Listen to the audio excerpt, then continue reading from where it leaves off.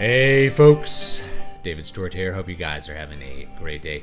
We're going to talk a little bit today about book covers. This is a little bit of a primer for authors to, number one, be able to possibly design a book cover for your project, but even more importantly, being able to know the difference between a good cover and a bad cover, even if you're to hire these things out. I realized recently this is one of the big points of weakness in indie fiction, not bad covers, because indie fiction covers tend to be a little bit better than traditional published covers. And there's a lot of reasons for that, but the main one is that it's a more competitive space, so your ad copy just has to be better than it would be if you were relying on your more traditional distribution methods. And by the way, this is just an aside. The traditional publishing business is not doing well, and the vast majority of books lose money. I think the last analysis I saw was like most of the profits come from like the top 4% of books, and the rest are maybe breaking even, but most of them are losing money. So it's kind of a, keep a grain of salt with that. Whereas in the indie fiction space, really you have to be making money or you're just losing your own money. I realize that authors often have a really bad sense of aesthetic valuation. I cannot make you have an understanding of aesthetics, certainly not in like a 1-hour live stream. It's just not going to be possible. You really need to be absorbing a lot more art from a lot more different places and periods and times and sources than I can certainly show you on something like this. So putting that aside, like I can't make you be able to look at an image and know that sucks or that's good. And I know that this is a problem with authors because I see them posting their covers that they've paid someone to make the art for that cover. And it's not good. And in some cases, very far from, not just like, it's not very good, it's like, it's bad. There's like getting a 59%. A lot of art's 59%. It's like, it's almost passable. Some of it's like 20%. It's like almost a joke how bad it is. And they didn't even make it themselves. They paid someone to make it. And I had some mentally ill, deranged person tweeting at me about all these covers that he got paid to do, and they were all ass. They were just abysmally bad. Like, embarrassingly bad. The kind of thing that's like, this is, and the best of them was like, this is after, maybe a first-year art student in junior high or high school is like, this is what I figured out how to do after a year. I can't wait to see how much better I am next year, right? Like, it's just like formative student level. Like elementary school level, maybe, right? Certainly not professional. But chances are you actually don't need to hire an artist for anything you're doing. And I'll get into that as well. So yeah, I can't make you have a good aesthetic valuation, but I can give you some guidelines for what you will consistently see in good cover design across many different genres and in many different styles. And I'll give you some tips for some specific genres that you might be working in, including fantasy and science fiction. One of the biggest mistakes authors make when it comes to covers and cover design is thinking that the cover is an extension of the work within. Now, sometimes it is, right? If you're picking up a Brandon Sanderson book that has like all the end papers that are beautiful and a beautiful painting by Michael Whalen on the cover and beautiful maps. It's like all of that is kind of an extension of the art of the book within. But for most publishers, that's not what a cover is. A cover is part of the ad copy. It's the visual part of the ad copy. It captures the attention of the prospective reader and communicates very specific things to that reader so that the reader will be able to make a good decision on whether they want to buy the book. Whether they want to buy the book or not. So with that in mind, let's first talk about the purposes of a book cover. What are the purposes of a book cover. I'll talk about Afterglow in a minute and how I made it. I'll actually design a cover live. So before I go any further, I'm going to design a cover live for Sorcerer's Blood, the little story. It's kind of a novella. The novella that we wrote live on the air last month or whatever. We'll design a cover for it, and then next month or next week maybe, I will just show. I'll do it live. We'll put it on Amazon Live. Right now it's on Vela with just a random AI image. So I'll show how to design a cover for all the stuff that we're going to do today. And I'll give you some options, whether you're going to use AI elements or stock photos, or you're going to use painting. Most of the concepts that I'm going to talk about are going to just translate across all of that. So like I said, publishers understand that a book cover is part of the ad copy. It's part of selling the book to somebody. And to that end, the cover needs to communicate not necessarily the art of the book within, but how that book is going to fulfill reader expectations. In other words, genre. Remember, genres in the marketing sense are just kind of a collection of reader expectations for what they want to see in a story and what kind of things they expect to see when they pick up the book. So, for instance, a fantasy cover might have a dragon on it if there's a dragon in the story. If there's no dragon in the story, you probably don't want a dragon on the cover. But let's say there's a dragon in the story. It's like The Hobbit. So you can put Smaug on the cover, right? That communicates an element of the art within, but moreover, it tells the person that's a fantasy story. It's more than just the image, okay? The text will also do that. So when we're looking at what's the purpose of a cover, the main purpose of a cover is to sell a book. And to that end, you have a couple things that do that. The most important is genre. Does it accurately communicate the proper genre that the book is in? So to that end, when people are like, this cover is generic. Generic covers exist because they sell better than non-generic covers. And the trend for what a generic cover is can change over time with the genre. But the point is that people don't make generic covers because they're lazy. They do it because they sell better, because it accurately communicates the genre of the story. Okay, so generic covers are actually better in a lot of ways than more creative covers that are not obvious to people who are readers or authors, because the author's, he's focused on his art, and the reader is just sort of responding and finding things that he likes. He's not thinking about how that book fits into a marketing, a whole marketing strategy or something like that, or why it's placed in a certain place in the bookstore. He just cares whether the story's good, right? Is it something I like? So yeah, most people aren't really thinking about that. You have to train yourself to think in those ways. So the most important one is communicating genre. After that, it's communicating other expectations the reader might have about the story. Any subgenre. Is there horror elements? We should put something kind of horrific on the cover, right? Are there romance elements? How do we communicate that there might be romance in the novel? This is all a very subtle semiological language that chances are not everyone's going to pick up on, especially readers, but it works. That's why people tend to use these elements. So genre, other story elements that aren't the genre, like maybe subgenre or just, things like romance, emphasis in the story. Those are the two most important things that you're trying to communicate with any cover. And it has to, while it does those things, it also has to stand out enough in the space that you're designing it for that someone will look at it and hopefully click on it if it's hitting those things. If it's like, that looks like a book in a genre that I like and it has some elements that I like. They probably are not thinking in that literal sense like the way a marketer looks at it, but they'll click on it, right? So this is a really tall order, is to make something that both sticks into the crowd, it looks appropriate for the genre that it's in, but also stands out in its space in a way that somebody looks at it.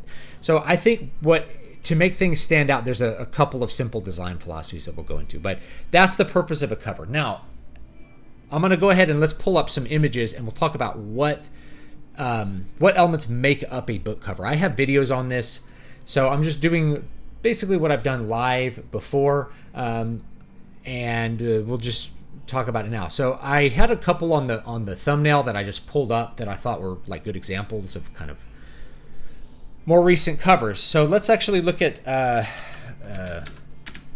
the Jack Reacher book. I pulled up a Jack Reacher book, a cover, and I just stuck it on there, Persuader. So let's look at this Let's look at this image. Open image. All right, here it is. Lee Child. And we'll look at how this cover is designed, because it's a good example of some of the elements that I'm talking about here. All right, so let's put this over here somewhere. I'm making a Substack page. Yes or no? Yeah. No downside. Worst that could happen is people don't read it. So the worst thing that can happen is you waste your time and write things that people don't read. But at the very least, that would still be good practice. You're still getting something out of it. All right, so here's this Jack Reacher novel. And we'll look at some of the others that I grabbed in the thumbnails or any other covers you want to look at. There's 3 elements that make up any book cover. The text, the central image, or what I say is the main image, if any. And then the third one is auxiliary elements. Auxiliary elements, and those kind of roughly will go with some of the things I've talked about. Your text. What is your text? Your text is going to be your author title, your book title, and then any kind of other text, like this one has like the world's #1 bestseller. Okay. There's actually some things I wouldn't do with this cover design, and I'll talk about them. But if we look at this is not a painting. So if people are getting into the AI art debate over like you need to hire artists, this is not art. This is a photo comp cover, and it's a really obvious one. But it works, I think, for the space that it's in. You have to think that somebody's probably going to see this on Amazon. This is in fact off of Amazon. So if we click it, there's the Amazon page.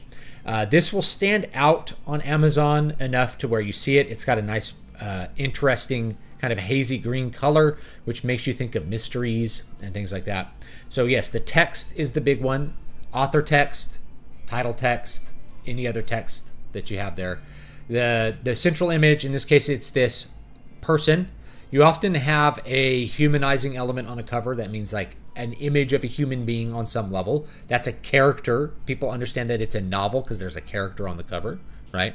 And then auxiliary images. In this case, we have a beach and like this house. You could actually make this in Photoshop with 2 images really easily. And maybe we could recreate it. I don't know if people are interested in that. I did that for Name of the Wind a long time ago. I recreated it with just free software. It's really easy. This one's also pretty easy. Chances are this this house up here on the cliff was probably generated by AI in Photoshop, if it's a new cover. So you could do this thing in Photoshop where you could drag a little box and just be like, make a house there, and Photoshop will just, their AI will just draw a house onto your image, right? So as people complain about AI, it's like, well, no, that just saved the cover designer the time of finding a house, a stock photo of a house, and photoshopping it into the composite. You could just have Photoshop draw the house now, after finding like the picture at the beach.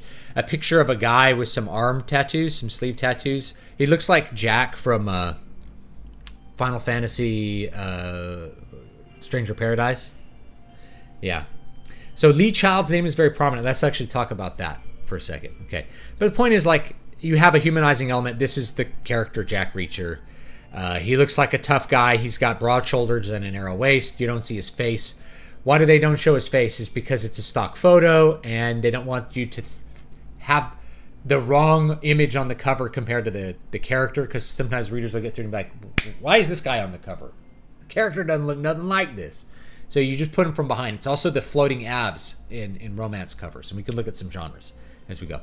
Floating abs, why? You cut the face off so that the reader can imagine whoever they want to be that face, and you just show the abs to let them know that this is going to be a sexy story. Anyway, Lee Child here. So what's the brand? The brand is Lee Child, the author. Okay, and the name of it is Persuader, and the third biggest thing is it says Jack Reacher. So that's the series that it's associated with. It's like Sherlock Holmes. Jack Reacher. A Jack Reacher thriller. We even are coming straight out and saying what the genre is on the cover. A Jack Reacher thriller. Obviously, it's in the thriller category. It's by a big name, Lee Child. And we know it's the world's #1 bestseller. The one thing I would probably change about this is that it says the world's #1 bestseller in flat white text, you can't see it. So this should be gray or black. You don't need, notice because of the obvious contrast between the green background and the white letters, you don't need drop shadows. But as soon as you make these letters neutral, this gray, this neutral gray, I can show you how to do all of this in Photoshop. You need a little bit of a drop shadow to make it pop off and for you to read it. Because if you zoom out far enough, right? Like if we take it and we just look at it, maybe in a small, like most people are going to see these things as thumbnails. But if you take it and you kind of zoom out and see it small, if there wasn't that drop shadow around Lee Child, it would possibly just disappear, and you just wouldn't be able to clearly see the text the way that you can't really see World's #1 bestseller, right? And this auxiliary text. Notice that they just fade the photo in the bottom to like a green. I do this all the time with my covers. Let me find one where I do that. I can't find one. All right, yeah, this one. You just fade it. It's like, oh, it just goes to black. And then you can put some text over it and then you don't notice it. Right, so pretty simple. Most people with some basic Photoshop knowledge would be able to design this. They did put like a little lens flare kind of in the middle of the image here for a little heightened contrast towards the central image of this. But notice the rest of this is just like, it's negative space of clouds with some text. The brand is Lee Child. We know who Lee Child is. That's where you want it to be prominent. There's another one I used on the thumbnail. I think it was Stephen King. So let's look at that one. All right, so those three things, they were communicating genre. We're communicating that it's from a particular series that's important. And we're getting a mood here. It has kind of a somewhat mysterious mood, right, with the green. Let's look at Fairy Tale. Here it is. Okay, this is what it looks like. Open image in new tab. Boop, boop. And we can actually open the Amazon one. Because it might let us, yeah, let's just zoom in a little bit. Okay, so let's look at the whole thing. Stephen King, Fairy Tale. A novel. I didn't talk too much about color on the last one, but because this is fantasy, the color is important. You have blue. How do you communicate darkness? It's the color blue. And then you have it contrasted with red and orange. Those are contrasting colors. They're complementary colors, are blue and orange. You have yellow and blue. These are one color off from complementary colors. I like to do that a lot. Yellow and blue. Yellow and blue. I do yellow and blue too. I also do yellow and green a lot. Green is always like a fantasy color, but blue is too. And in this case, we're communicating something about night, and then we have the lantern. This is a painting. What's the central image of the painting? Most of it is negative space. You can recognize that with the image. Most of it's negative space. It's just stuff that doesn't matter. What matters is we have a boy and a dog and a lantern. The perspective is actually off. This is actually some misdrawn perspective. It's actually not a great piece of art if you're evaluating it from a technical level, but it works fine for a cover. It's high contrast, light and dark. Notice we don't need a whole lot of stuff with the letters to make them stand off from the dark blue background. Less is more when it comes to things like drop shadows. The font is communicating the genre in this case. Notice we have a sans serif font. Sans serif means it doesn't have any of these little things on the edge of the letters. Those are called serifs. Serif fonts tend to be associated with classic things like fantasy. Sans serif fonts tend to be associated with modern things, things that are set in the modern times or science fiction with this kind of sans serif, very, very modern looking font. Everything is sans serif, but they're actually all different fonts. So, as we're looking at this, Stephen King, Fairy Tale. Looks pretty good, right? Notice that the Fairy Tale has a little bit different font than the Stephen King. Notice Stephen King is prominent because that is the brand. For most people, your brand will not be your author name. It will be the title of your book. Okay? For me, my brand might be me because I have like a platform. But for most people, it's all about the title being prominent. So if you look at most indie fiction, it's the title that's prominent. Let's look at Brandon Sanderson real quick. Way of Kings. Images. All right, let's look at Way of Kings here. Another fantasy. Brandon Sanderson, that's the brand. He's the man. Way of Kings. Notice the use of colors. Blue and red. Blue and red. I pulled these up at random, but the use of color really matters. So color can actually communicate a lot about genre and the mood of your story. If you have a lot of dark things, if it's dark blue, then we have an idea that it's going to be a dark story. I don't have... Let me see if I have one, right? Red is going to be horror. Okay? Red communicates horror. Blue communicates kind of mystery. Green communicates mystery. That's why this one is kind of bluish green. It's actually green. Demon Ex Machina. Green communicates mystery a little bit, right? Sans serif fonts are for modern things in science fiction. Serif fonts are for fantasy and classic tales, historical fiction. Anything that's not needing to feel super modern but needs to feel more classic in this. Notice that we have really fancy designs here. We have some lines around it. Those are just extra design elements for whoever did the title text design for this book cover, which is really good. And then you have some extra stuff here, like a little tagline. You don't have to have that in your covers. The Magnificent #1 New York Times bestseller. This is all ad copy, guys. That's the point of a cover, is the ad copy. Way of Kings. The #1 New York Times bestselling author, Brandon Sanderson. The really super elongated slab serif sort of font. It's a serif font, but notice how small the serifs are. This is so it's really legible as a thumbnail. Right? When it's small, we can still read everything on it when it's little. Words of Radiance, Way of Kings. This book cover is so much worse. If you're wondering, like, why did they redo the book cover? I don't know. This looks like a samurai novel. The white and the red, these are the covers that I use for a samurai novel. This doesn't look like a fantasy novel, really. I mean, it does. But when you see a red sun, you're thinking Japan. You just are. Right. This one's not nearly as good, but this one's amazing. I think Michael Whalen did this painting. It's a great painting. But it's an extremely expensive cover. Okay. Now, let's go ahead and let's think about how you might design a cover. Oh, yeah. There was one more I wanted to show. It's the original Name of the Wind. The original Name of the Wind cover. I did a video on how to make this cover. This is a super easy cover to make. Serif font. This is actually like... This might just be Garamond. Oh, no. This is Optimus Princeps. No. This is Trajan. This is Trajan Pro 3. And I think this is just Adobe Garamond. Or some variation of it. Like a light Garamond. The bigger the font is, the lighter you go, actually. Not the heavier. So the bigger it is on the cover, the lighter the font you use. And the smaller it is, the heavier the font. Actually, this is really obvious in this one. Okay. Heavy font for the small words. Lighter font for the bigger words.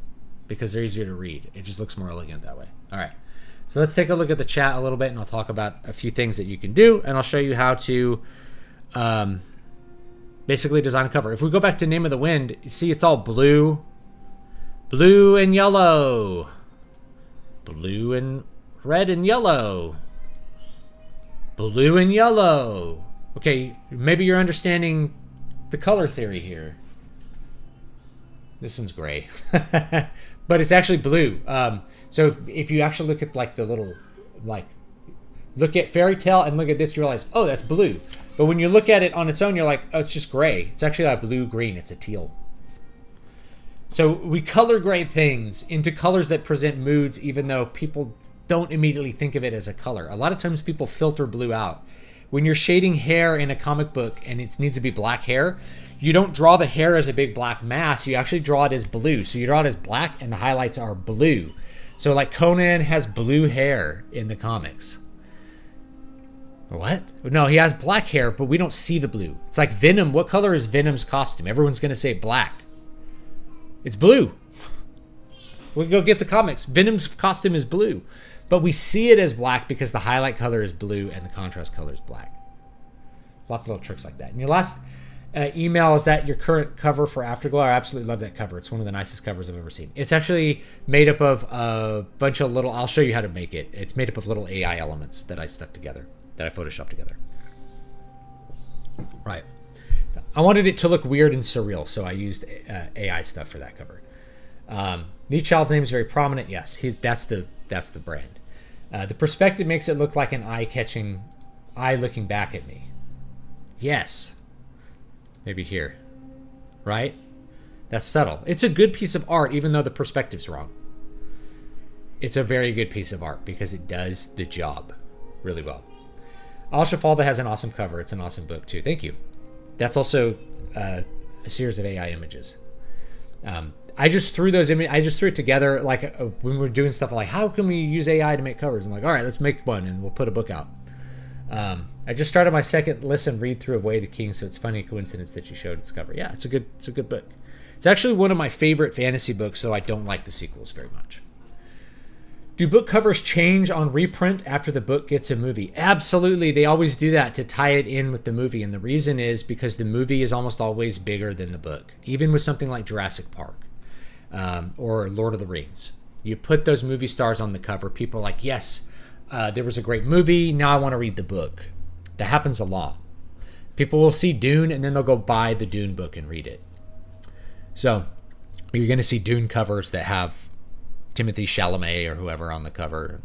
I think it's a terrible casting choice, and I'm not a huge fan of those movies, but whatever. That's going to get people to read it. Publishers know what they're doing with this kind of stuff. It's why they pay such huge advances to celebrities to write books, is because they're one of the only things that they know they can make money on. So yeah, that's always why they do that. A lot of times on reprints, you will change the cover. Like, let's look at Game of Thrones covers over the years. So, is this a cover gallery on his site?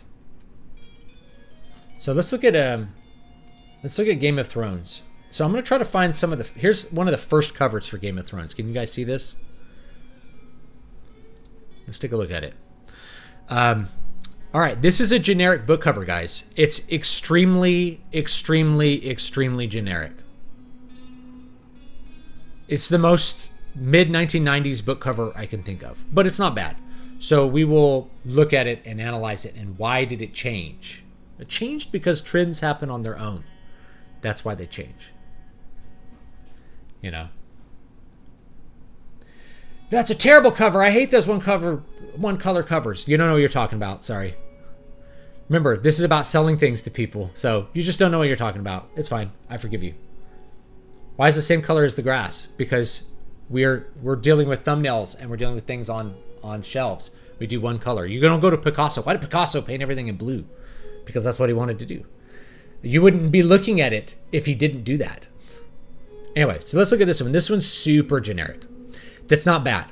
All the 90s fantasy novels look like this. Very photorealistic painting of just a fantasy landscape. Like there's a little castle in the background. I don't know if you guys can see that. There's a little castle in the background.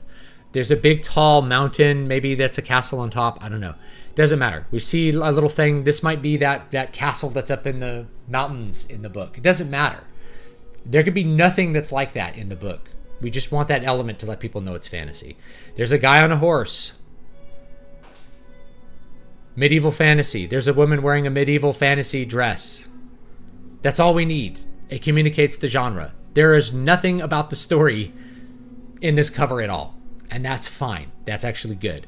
Then we have some auxiliary elements to let you know that it's very medievalish fantasy. Dragons. They just look like the Welsh flag. You got knights with crowns. Shields with dogs. Now the dog might have some kind of element to like the snows, right? But it's actually not important because the reader, when he's looking at this, doesn't understand the context of any of this. He just wants to know if it's going to be a story he wants to read. The answer would probably be yes. Notice that we have a serif font, but it's a little bit stylized. It's got these curves going through it. The curved E's. This is a really good font choice, especially for the time. This lets you know that you're looking at a fantasy cover, but it's not doing like crazy fantasy loop-de-loops like you did in the 70s. These trends change over time. It's a very 90s kind of fantasy cover. It looks edgy. You wouldn't put this on a thriller cover. Let's look at another one, okay? As time went on, we ended up with some different ones. This is one of the earlier covers as well. This is not a bad one. Let me see if I can find a better version. Here we go. This is like the paperback cover. This is a good one, right? Let's look at it. 2 colors, white and red. This one actually has probably, it's white and brown. And then a painting that we have in the middle. Why not have the painting take up the whole side? It's because the painting doesn't have a lot of negative space, that's why. So you frame it, right? So this one, white and red, those are the main colors. We have a castle, let you know it's fantasy. We've got a chap on a horse, and the horse, and he's got a sword, and there's a raven. We're fantasy. It's just telling you it's a fantasy book. And does it look good, right? It's a little filter. Like, did they make a good cover? Maybe it's a good book. People don't think of this consciously, but I guarantee you it goes into making decisions about whether someone's going to buy a cover or not, right? A lot of books will get movie posters as covers. I hate it. I don't like it, but I know why publishers do it. It's to make more money.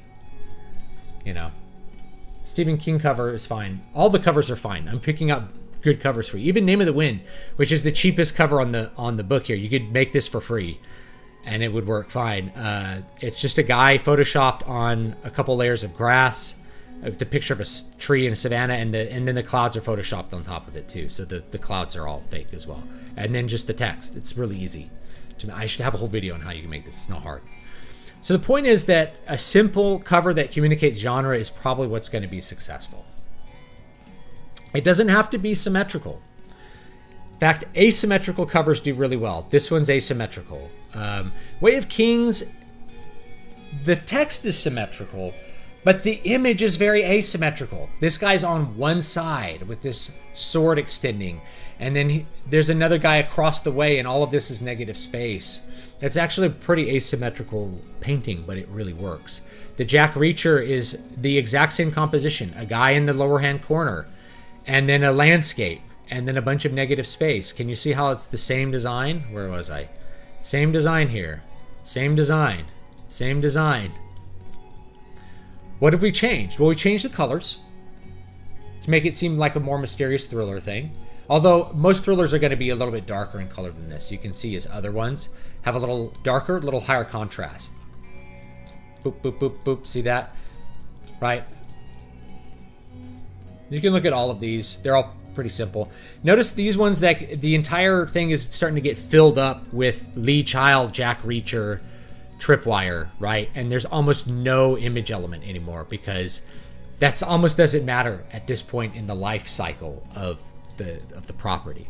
So it's just not that important. But yeah, same exact composition. A guy in the corner with a landscape. Guy in the corner with a landscape. An author name. A name of a book. They're the same. Can you see how they're the same? Can you see it? Or am I insane? I know I'm not insane. Okay, so that's why you do this stuff. Asymmetry works really well. Asymmetry draws the eye. If something's completely symmetrical, it can actually just become noise. And whatever you're doing. My book title is a circular logo. That sounds cool. I want to place it in the upper left-hand corner to fit in the artwork. Yay or nay? I think that's cool. However, you want it to be prominent enough that you can read it. So I would want to put the title text somewhere near the middle so that it's legible. Like in this one, I don't know, let me get it big. You know, I have elements of the photo like in the sea. It's very asymmetrical, right? You want it to be really legible in a thumbnail. So if it doesn't look good in a thumbnail, that could be a problem.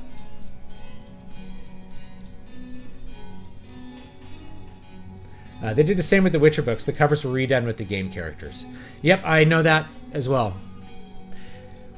Why are people buying the Witcher books? Chances are they played the Witcher game. I wouldn't have known about... I don't even know how to say his name. Andrzej Sapkowski. I wouldn't have known about his books if I hadn't played the first Witcher game. You know what I mean? And they weren't even in English, I think, when I played the game back in whenever. 2000 something. It was made with the BioWare Aurora engine, and it looked like crap when it first came out. And they redid all the graphics at some point for the director's cut, which was cool. I was going to mention the advanced copies versus the actual ones for Game of Thrones. Yeah. So I think, it's a generic cover for, like, it is an advanced copy. I think they shipped, the original hardback shipped looking like that, and this is the paperback. I could be wrong, though. Which one do I think is better? I like the paperback better because of the stronger contrast, but they both essentially do the same thing. I like the white and the red. I just think it looks really good. Modern Game of Thrones. So let's look at the modern Game of Thrones cover. Right. People are like, this is a bad cover. No, it's a good cover. It's actually a really, really good cover. However, it's a cover you can do yourself. And I can show you how to do that as well. It's a texture. It's a picture of concrete. You can go out with your phone and take a picture of concrete and get this texture. Just color it blue. Take a picture of the sky, or just generate some clouds in Photoshop and like make it a screen and really transparent. There's the other upper half of the texture. It's just providing a little texture. This central image is a sword, which is all you need to communicate fantasy. It's a cool looking sword. It's probably not even a European sword, but you get the idea. It's just a picture of a sword. George R. R. Martin in a nice kind of Trajan Pro looking serif font.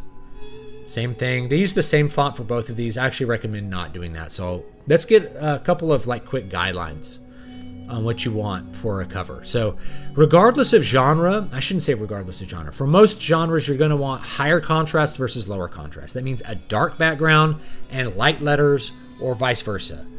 A light background and dark letters. You just have both of them with the Game of Thrones one, right? Like this is dark letters, light background. This is light letters, dark background.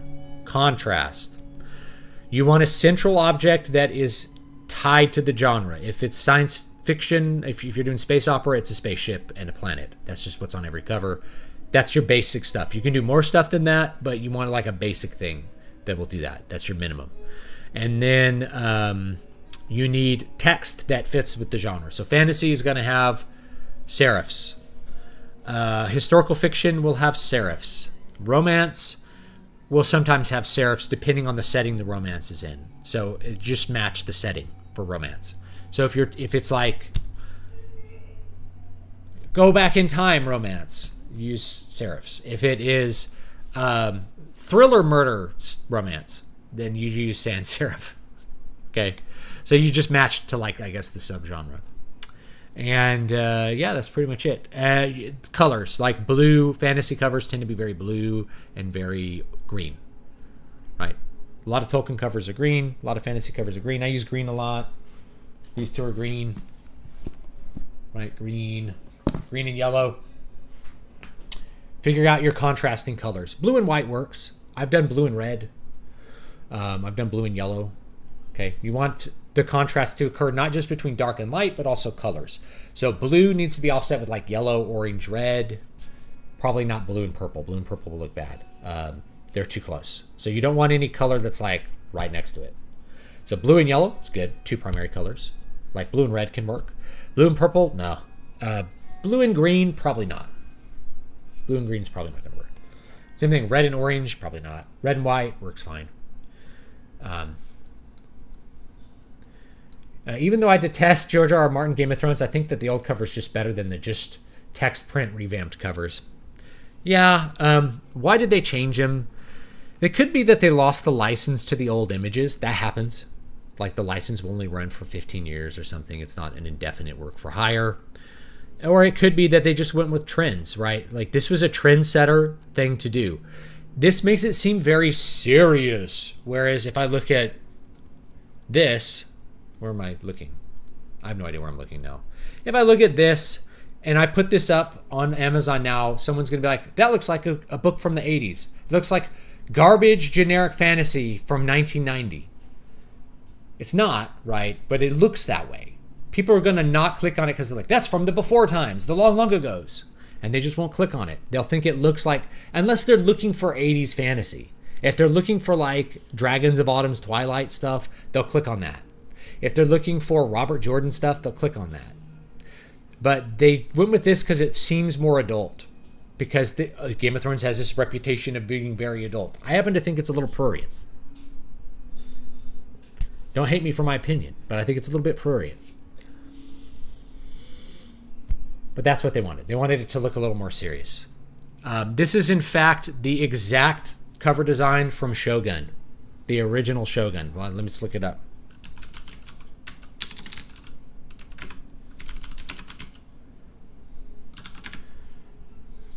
Oh, not the exact one. Very close. I have this. It's just a sword. It's a katana. That's all you need. Big thing. Shogun. A novel of Japan. Here's a katana. You know that it's not modern. By James Clavell. This also does it. Red and white. It just means Japan. That's why I have a red and white Japanese one. This one, the blue and the red and the yellow, it looks okay. This is for their Netflix series, or a Hulu series, right? I really should review it because I have a samurai novel to sell. But yeah, this looks okay. It'd look okay as a book cover too, but it wouldn't necessarily scream Japan to me, whereas this does. But yeah, it's just a generic book cover. But it looks serious, looks like real literature, blah, blah, blah. Right, that's why they went with that, I think. So reprint of Game of Thrones would have George R. R. Martin as the biggest text. Probably, yeah. Versus this, where it's like he's little. This is the big important thing, is the name of the cover. This is the less important thing. They exactly did that. They look like a blue bugger. You see them from far right. Yours and every other one cover. All right, I'm just going to go ahead and we're going to mute you. Because you don't know what you're talking about. That's fine. Nico can come back when he is willing to like listen to people. I don't even have the thing up.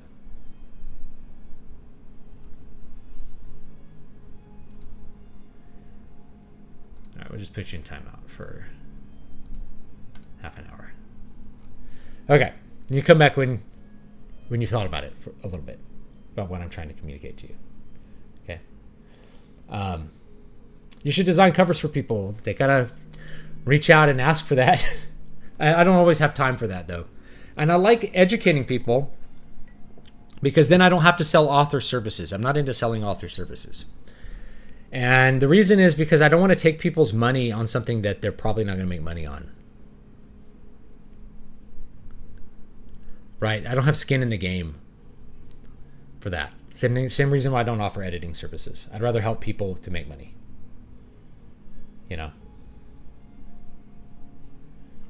Anyway.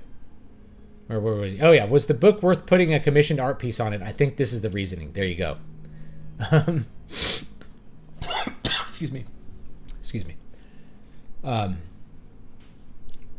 I know I'm not insane. That's what they all say. What do you think about, I'm not entirely sure if there's a technical word for it, a mask surrounding the image? Like the edges are black and the image is in the shape of an oval or square. Yeah, that's fine. You get it sometimes with stuff like this. You can do oval stuff, or I did it for one of them. This one. Right. So there's like a painting inside of the shape of a key, because it's like keys for the creativity. This was a harder one because this is a nonfiction book, but it's about creativity. So we have to have some stuff in there that tells you that it's about being creative. Rather than most nonfiction covers, you wouldn't even have a central image. Nonfiction is serious, so you usually just leave all the images off the cover and just have text. I think the blank white background lends itself better to the style, yeah. Isn't the advanced Game of Thrones copy the same style as Lord of the Rings covers? Yeah, Lord of the Rings covers from the 1990s in particular. Let's look them up.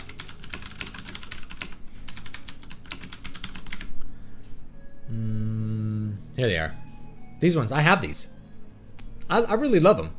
But yeah, we have a really super realistic painting, kind of framed. You know, a big color. The color green is very fantasy. Blue, red, and yellow. A king, a dwarf-looking guy, and Legolas, I guess. I think this is Gandalf, and maybe that's Frodo. Not my favorite paintings as far as representing what Tolkien's world looks like, but they're fine fantasy covers. They're very early 90s. And so that's one of the reasons that they change covers over time, is they start to look like they're from the past.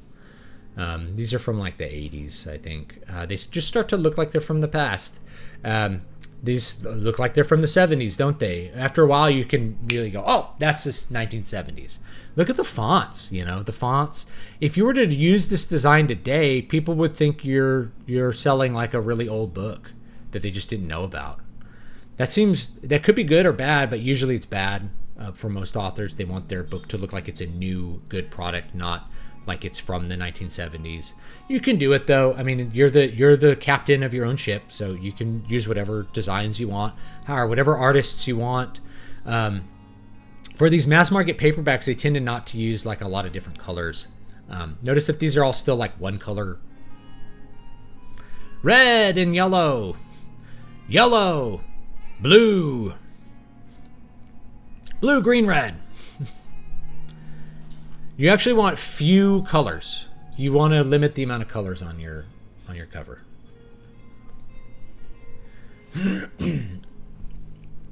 Would you use AI art for book covers? I have. Let me show you how I did it. I have, and I would again. You know, what if people don't buy it? Most readers don't give a shit. Sorry. You can have whatever arguments you want with your artist friends about it. Most readers don't know and don't care about whether AI was used or not. Most photocomp covers are now using a significant amount of AI anyway. That most people, your normie can't detect AI, especially the way that most people would use it. It doesn't matter to me whether I use stock photos and it looks a little worse, or I use AI and it looks a little better. Right? The reason AI looks better is that, first of all, you can make the cover more quickly, but you can also get a more specific image that you're looking for, versus stock photos may take forever to find the right image. You may never find it and have to do a bunch of work to make it work. And I can go over some of that stuff. Okay, so this is an AI cover. And actually I've done, I'll show you another one. It's AI for like very specific reasons. This is one, the Weird TV is like a Mid-Journey AI. I just thought it looked very surreal, so I used it. The image in here is another AI image that I put into it. And then there's scan lines, which are not AI. And then, you know, all the text, of course, is what I did. This is just the word Afterglow, Industry Ink font with a little outer glow on it in Photoshop. Same thing. This is just like a AI of a subway. I wanted it to look very dreamlike because it has a very dreamlike feeling to it. Okay. This one's also AI. This is actually early AI. So new AI looks a lot better than this, but I wanted it to look super weird. So it's just like a tower on fire. Why purple? Purple communicates magic. Purple communicates magic. Purple. Where's Demon Ex Machina? Because this is about a demonic AI. This one is also AI. That's why there's all the fingers. Look at all the fingers. I did that on purpose. But it's a weird looking lady I rendered. And then I had her hands kind of emerging. I like superimposed scan lines just on her. And then there's the background is a separate thing that's supposed to look like H.R. Geiger, like an H.R. Geiger painting. So that's what those are. So those, you can do really unique stuff with AI. If you're just doing something quick, you need something quick, it works good. So like rapid release stuff, you know, you can use AI for it. I'm not anti-AI at all. And I say that as probably, you know, most of the artists complaining are not good enough for me to hire. I'm just going to say that. They're just not good. It's okay. Or they're working in a style that I could never use. If you're going to make a fantasy cover and it's got to be art, it's got to be like good. It's got to be like Karen Byatt, who did this cover. Right. Has to be a painting. It has to look freaking good. If it doesn't look good, if you're putting a painting on your book cover and it does not look absolutely professional top tier, it just ends up looking like shit. You're better off using a photo composite at that point. Just being truthful. So most artists that complain, they're not good enough for me to hire. And I say that as one of the few people I know of who has I've released a ton of books and I pay for art. I actually have spent my money paying artists to do even just alternate covers. You know, I've had people do like, here, I did this fan art of this. I'm like, let me pay you for that and then I can use it. And I've done that. So, yeah, I pay artists all the time to do stuff if I like it, or sometimes just because I like it, sometimes because I think I can make money on it. But if you're making a book cover, remember that like every penny you spend on the book cover, you have to make up with sales. So for a lot of artists, they are approaching the debate as if authors need to be a welfare office. Right? They're approaching the debate as if authors need to be a welfare office. Like, this author needs to pay me money or he's bad. And I'm going to try to organize everyone to cancel him if he doesn't want to pay me money. That's called extortion. They look at it as like an extortion racket, I guess, and not really like they're doing anything worthwhile. Most of those artists I would never hire anyway because they're just not good enough. But, more than that, any money you do spend on a book, you have to make up. Is paying $500 for a cover going to increase your sales by $500 versus something else? If the answer is yes, then obviously you should spend it. If the answer is no, then you shouldn't spend that money. And so for certain books that are never going to have the appeal, like Al-Shafalva, I know that some people love that book, right? I knew when I wrote it that this was not going to be a big seller. It's a tragedy. It's too weird. It's too outside the genre expectations of modern fantasy. So I knew this wasn't going to sell well. That's okay. It's okay. But I needed a cheap cover. So this was a way to, 2021 or whenever we were testing, 2022, whenever we were testing all that stuff out. Like, cool, we'll try that out. I can always do a new one. I can always grab pictures of castles and Photoshop them together. Or like use a public domain work or something. But you have to keep it cheap. Otherwise, your existence is to work more to get money to pay artists. That's stupid. The artists can work more versus me, Isn't advanced Game of Thrones copy the same style as Lord of the Rings? Yes, we did that. But AI, would you say cover-wise DMR books is good at conveying their content? Oh, yes. Someone asked this on the Discord server. So let's look at some. I personally, I'm going to say yes and no. But your question is, what are they conveying? Let's look at a couple of these covers. They're not bad. They work. Some of them I actually probably shouldn't show because they have nudity. And in my opinion, you generally want to avoid actual nudity on a cover. Okay? So if I look at this looks like to me like it should be a Robert E. Howard collection. Oh, sorry. You guys can see it. There we go. This looks like it should be a Robert E. Howard collection. So that's good. You're like nailing it. With Tales of Wonder from Robert E. Howard. This is a public domain reprint. I think that's a little cheap, but whatever. Here's Fritz Leiber. This looks correct. This is not a DMR book, but it looks like an old book. So if you're wanting to sell old stories, then it's fine to have a cover that looks like an old book, right? This cover I'm not as big a fan of, and it's mostly because of the title text. It's just not very legible. There's too much going on. And then we have a color pencil sketch in the middle. It's not what I would do. In the modern ecosystem, it's just not going to be quite good enough. This one has a pretty good painting. Again, the text is not quite right. It's probably better to do it more simply than this. That's okay though.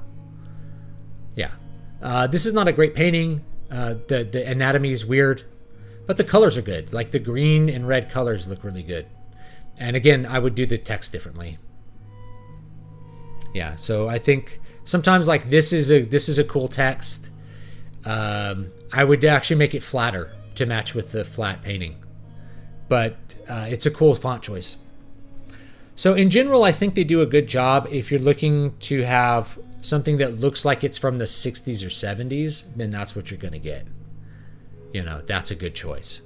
If you're looking for something that's going to communicate or be heavily in modern genre tropes, then these would not be great cover choices. But if you're doing something that's supposed to be very evocative of sword and sorcery, then it may be a good choice. Someone may be looking for like some kind of piece of forgotten fiction. So it all depends what you want to do with it. I think for what they do, it's probably good. Although I don't usually like the title text. It's just, there's always something a little off with it. Whereas like this looks really good with this framing because like it's so clear. This is not as good because it's harder to separate it. This is a really busy cover without a lot of negative space.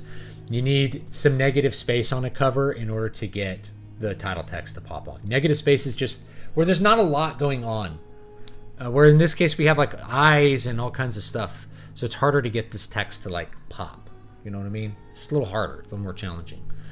I probably would still keep the same design. I wouldn't make DMR. I'd take DMR off of it. I think that's a little weird personally, but whatever. They want this brand, so it's okay. This is kind of cool, but it looks like something from the 80s maybe, or 70s. So if that's what you're going for, then it's awesome. Here, I like this design better. See, that when you put the words up off of the image, even though again I'm not you have a purple background, these need to just be white. But is how I think would look better. This is pretty good. There's a lot of good stuff. Yeah. Anyway, that's my opinion on them. I think they look good for what they're trying to do. Problem is if you're trying to go and compete in a modern genre. AI in stock photo libraries now, so even the unwitting can be using AI. Yes, the stock photo libraries are full of AI. Let's go to stock.adobe.com. Let's look at a hooded medieval man assassin. Let's see. This is an actual photo because I've seen it on like 20 book covers. This is AI. That's a video. This is AI. In Adobe, you're required to list if it's AI. This is an actual stock photo. But if people are like, oh man, this one looks so much better than this one. It does. Right? You have to do a lot of work to this to get it to stick in your cover correctly. Because it's just a chap with a cheap cloak on for a stock photo. Right? Whereas this is like really, it's derived from art, so it looks a lot better. Yeah, virtually everything's AI here, huh? This is not, I've actually used this guy on a cover before. I've seen this guy on like 20 different book covers. It's another thing, is you see the same guys over and over again on the book covers. Like we could use this one for our book cover if we want to. And then there's a bunch of different poses. So you see, it's just like it's so crowded with AI, and a lot of times people on other sites won't list that it's AI, and so you could be using it unwittingly if you're trying to avoid AI for some moral reason, or you're just wanting things to be real, and one of the ways around that is to hire a real artist to do a painting, right? Like I've seen this guy a million times, seen this. I might use this for the cover. We could design a cover live if we want to.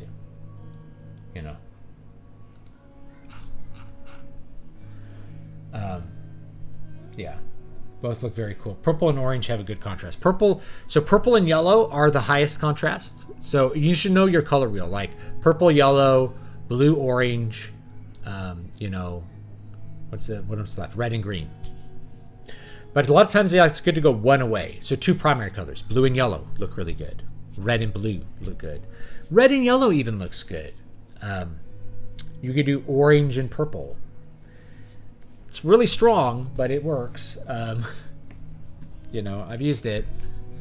You got to be a little careful with purple. But purple communicates magic. Green communicates forests and elves. Blue is like darkness. You get the idea. Yeah. My nails are longer on this hand because I play guitar and lute. That's why. Yeah. So there's left hand, right hand.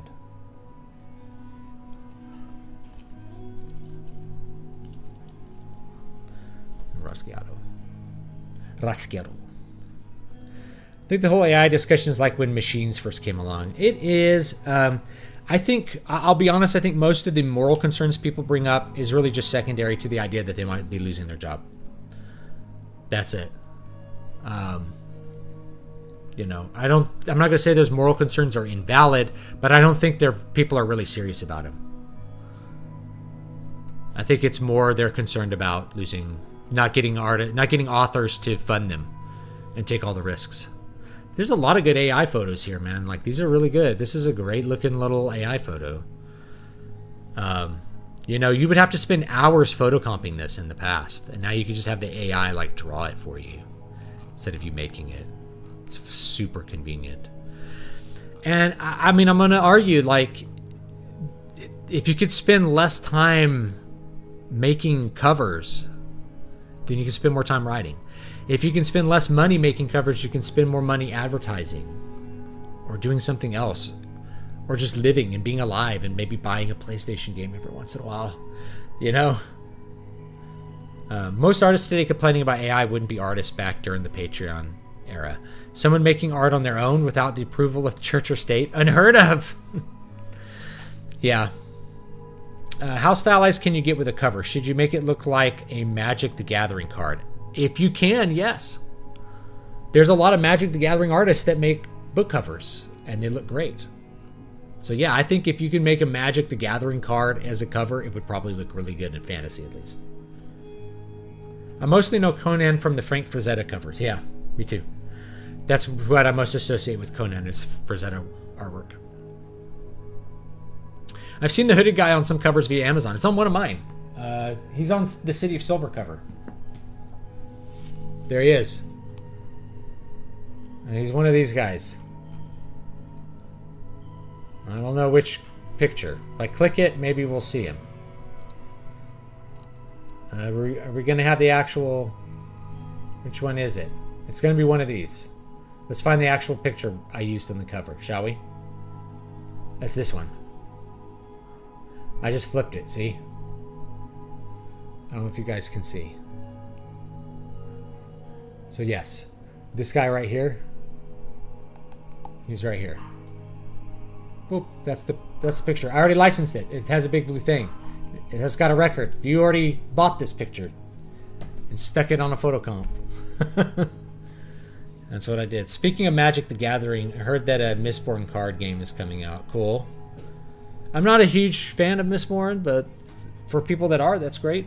I think it feels like a tabletop RPG in its rule set, so maybe that's good.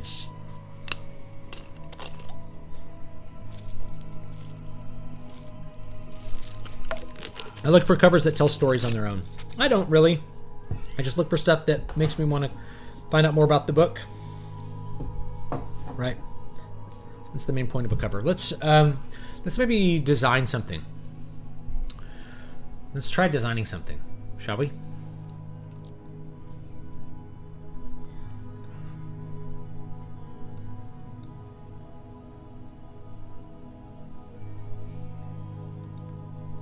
I think I got Photoshop open already.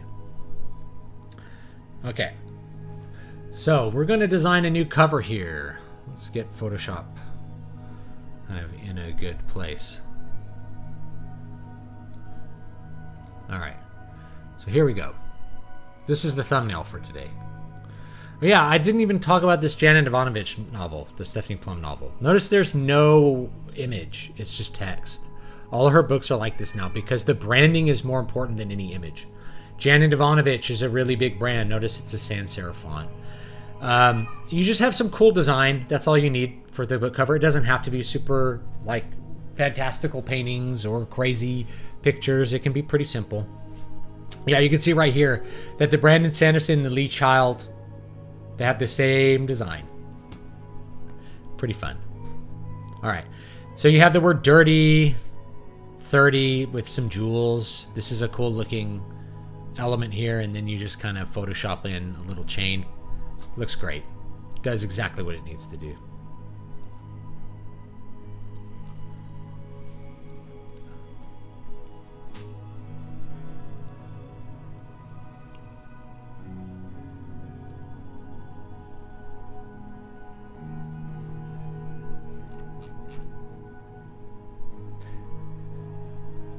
I love the cover of the Stephen King short story collection, Night Shift. It's cool. With the hand, I have that somewhere.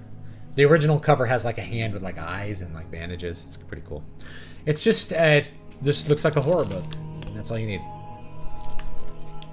All right, let's design a new, whoops. Let's design a new cover.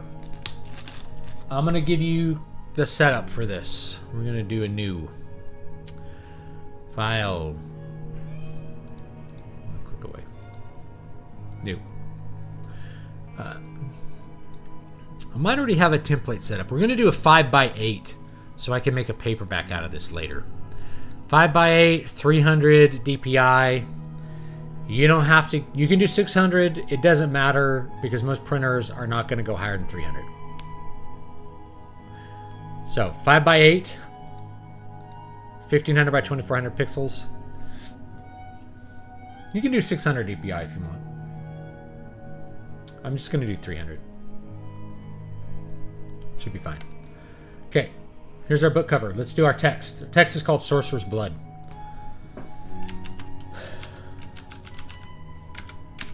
Sorceress, I'm going to do this 2 separate words to start. Sorceress, and we'll do another one. Blood. Okay, we have those two. Let's zoom in a bit. All right. Okay.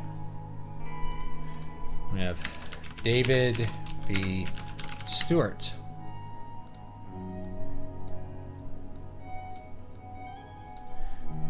We have a little auxiliary text here. Author of Water of Awakening. All right. It's a little teaser text. All right, now we got our, here's a basic setup or design that we can start with here. Title, nice and big up at the top.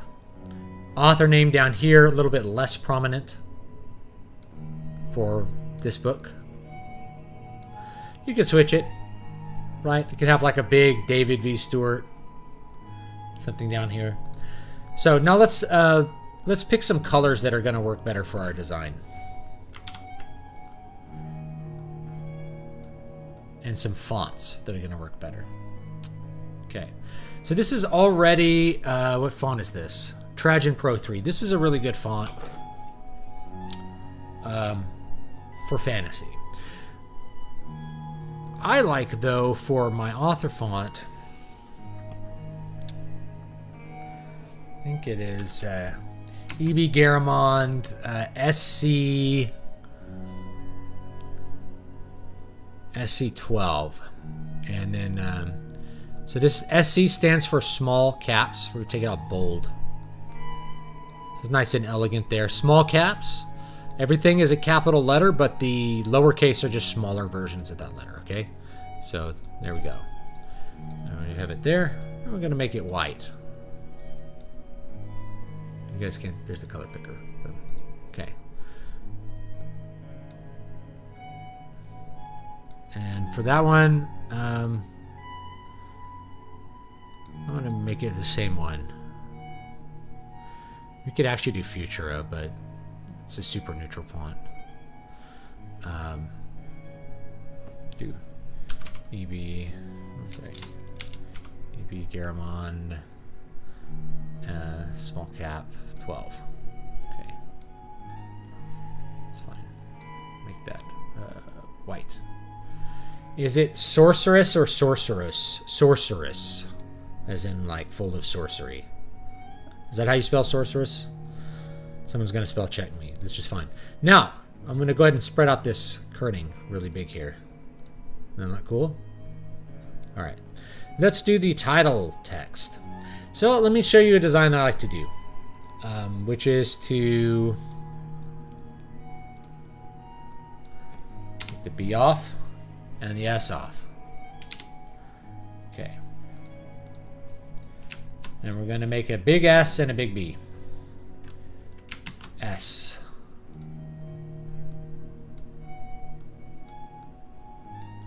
And we make a big B. B.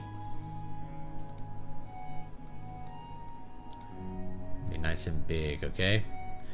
So because these are different length of words, we kind of like to fit them nicely to each other like this. Okay. And we'll make this nice and big here too.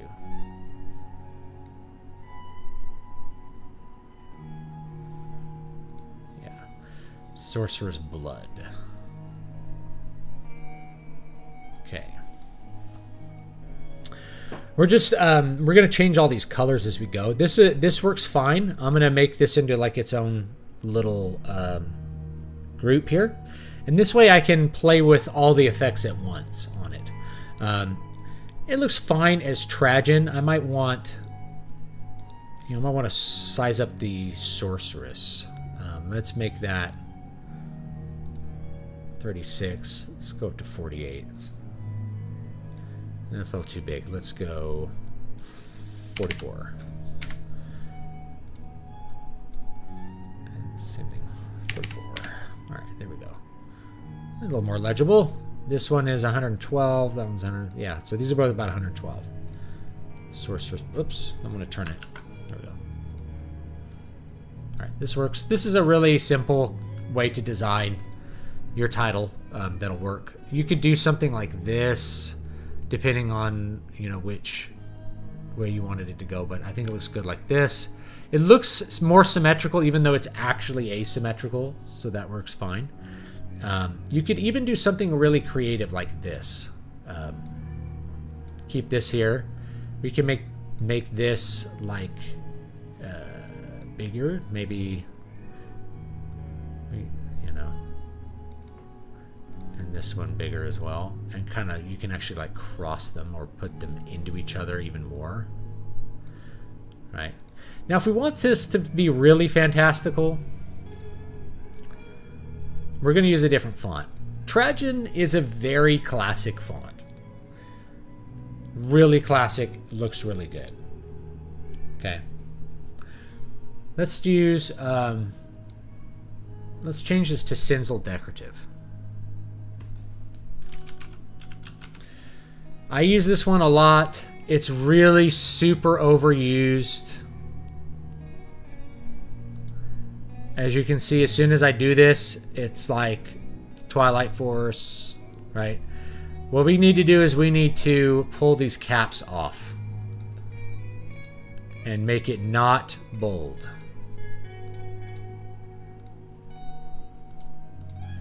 We want it really nice and thin and elegant. In fact, I'm going to actually find the whole group and just duplicate it so that I can... Hopefully that didn't just crash Photoshop. That'd be pretty hilarious. It didn't do anything. Whatever. I think I might have just crashed Photoshop.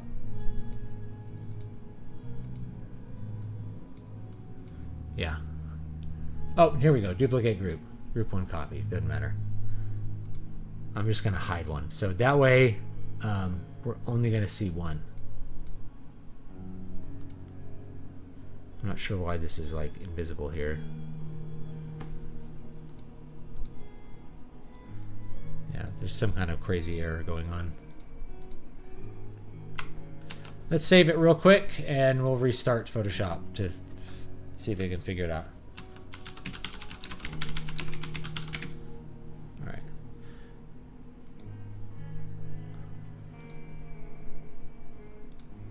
See if it figured it out. Nope. All right. We'll try again. Speaking of book covers, old book covers from like the 70s, 80s, 90s, early 2000s really do inspire. One of you either science fiction, horror, and fantasy. Okay.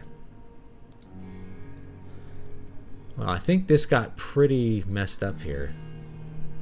There's a bunch of S's.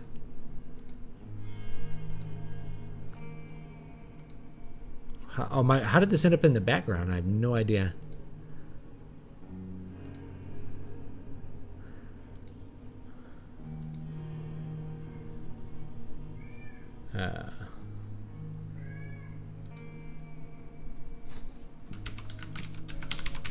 I'm not sure what happened here. Bill. Black.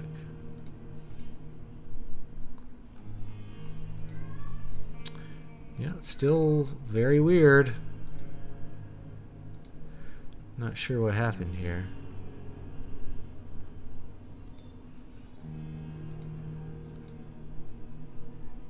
Yeah.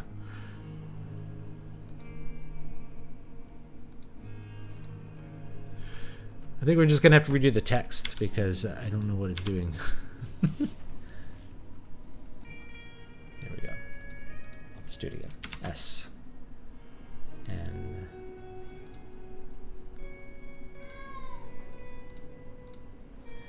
B.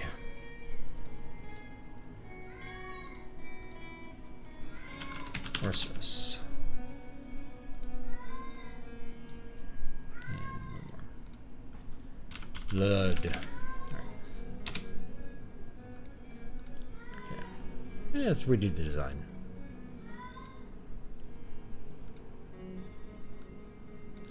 What do we have here? 44. This was you could just use, I mean, you could just use standard fonts for something like this too. It actually wouldn't look that bad. You could do Times New Roman.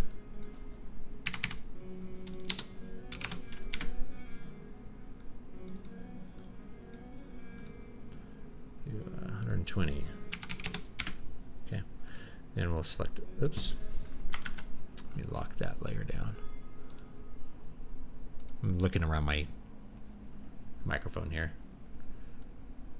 Okay. Go Cinzel decorative. There we go. All right, so this works. Take off this. Okay. Now we're dealing with something a little more fun to design. Okay. Though I think the Trajan looks fine as well. Yeah, you can find old versions of Photoshop that were a one-time purchase. They're still out there.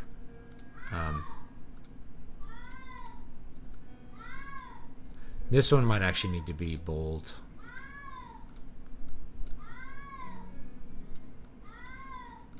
We'll do like the really cheesy cover with like Cinzel decorative font. Because why not? Okay, so this works. Sorcerer's Blood. This is a really like typical design that I would do.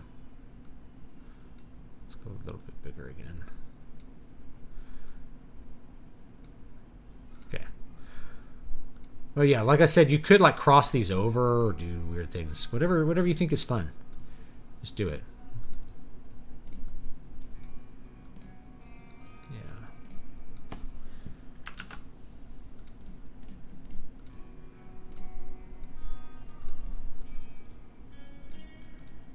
And then we could put another auxiliary text up here.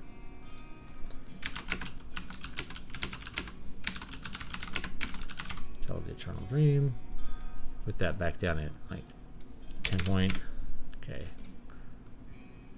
Make that instead of Cinzel decorative, make that.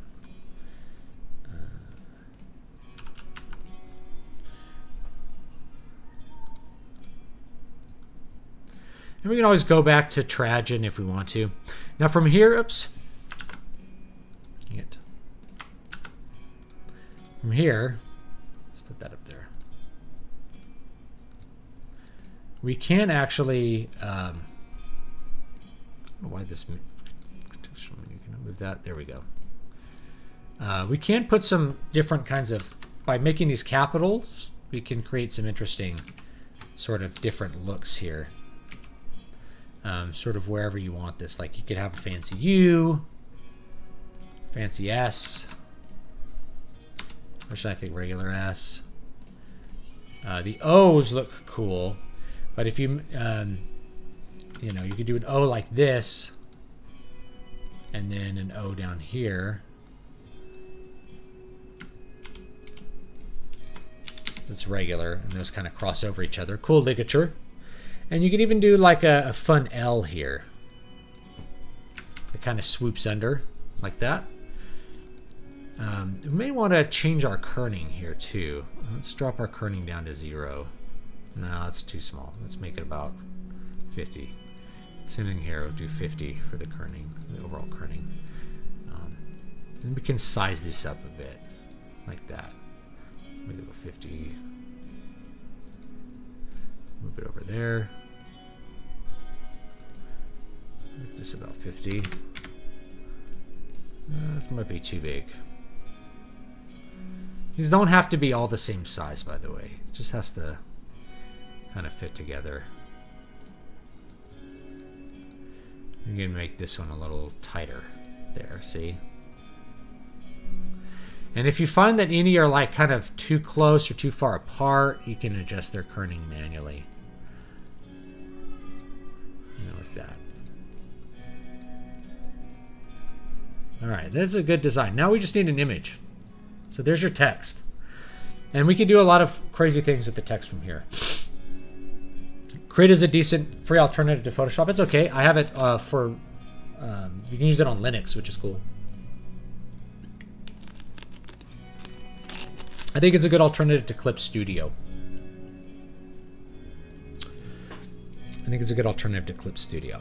Okay, so here's our good design. Let's find an image. Then we'll do 2 images. Let's do an AI image, and then we'll try to do a photo comp, just to kind of show the difference between those 2 workflows. So let's start with an AI image. Pull up my Midjourney bot. Here you go, guys. Advanced copies of King Leopard are out now. No, they're not. They'll be out later. If you're on any of my Patreon, all that kind of stuff, King Leopard, that'll be a free book. Maybe next month. I think I'll make it the May free book. You'll get it free like way ahead of time. All right. /imagine. Mysterious medieval assassin walking through a dark, foggy street with a moon overhead. Medieval street with a moon overhead. Fantasy concept art. -- AR 3x2. That'll put it in the right aspect ratio for what we're doing. Go Spinal Tap and leave it all black. You totally could. Or let's do a central object. Let's start with the AI, and then I'll show you how to do a central object cover. It's really easy.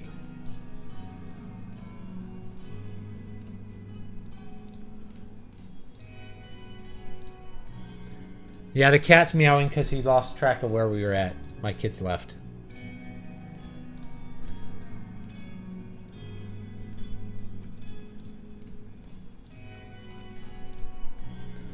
You can do this kind of design on... Oh, I did the wrong aspect ratio. This is the correct... This is totally the correct composition, but the wrong aspect ratio. But we can make it into a wrap cover as well by just like zooming it out really far. I'll show you how to do that. It's pretty easy. The AI makes this so easy. It's like cheating. Let's find one we like. I like this one. I like this one. I like all 4. They're all good.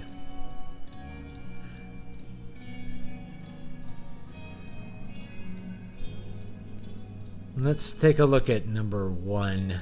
The green and the blue are both the right colors. Depends about how big you want that moon. Let's do 3. Now keep in mind, like, you could Photoshop this. It's just gonna take a long time. I've done it. I don't have... Right? Like, I've done it. You can do it, okay? It just takes a long time. What about back covers? How much detail should be involved? So, a lot of times I just leave it black. If I really am feeling like, you know, I want to go crazy, like, I'll do a full wrap and just, like, make it wrap around. It just depends how I'm feeling. What's really important is that the front cover's there. Like, Needle Ash has a full wrap cover that, like, goes, like, all the way around, front to back. But most covers, I don't do that. You know, Water of Awakening, it's just this painting, and on the back, it's like this little thing, but over a map that's in it. Should do a map drawing stream too. You don't need a lot of detail on the back. Front cover is what matters. It's okay to just do black. We're going to zoom out 2x for this. Meanwhile, while it's doing that, let's hop back into, where were we? Yeah. We're gonna look up a Rondel dagger with blood. Let's see if anyone has photographed this. Generate the image you want. So you don't even have to pay for the AI. You could just do it on Adobe stock now, guys. I didn't even know this.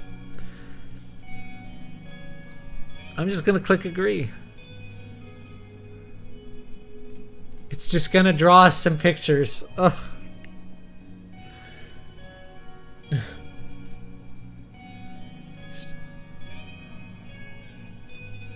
These are bad. Content type, photo.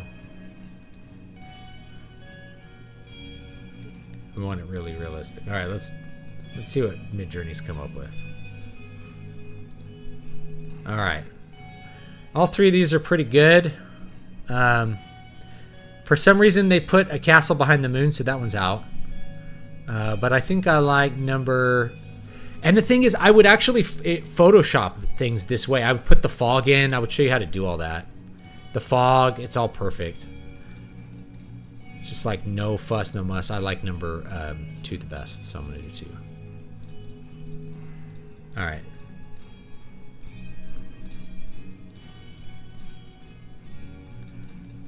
Just do a creative upscale, see what that does, if anything. All right, where were we? These are not rondels.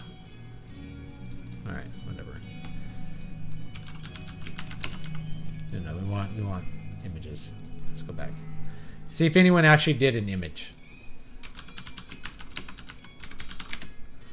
It's almost like impossible to resist, like the eternal flow of AI. Like, a portion of these might actually be AI, you know, and just not listed. Let's find a dagger that's cool. This is a cool fantasy dagger. Let's grab that one. It's super cheesy, but it does exactly what we need it to do. Let's go. Steel letter opener.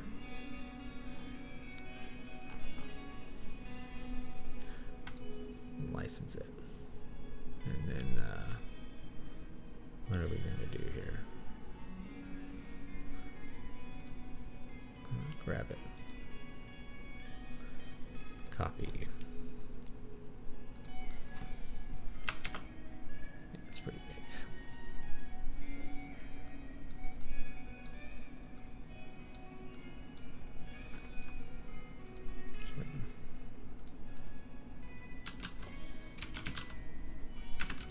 There you go. Remove background. Boom.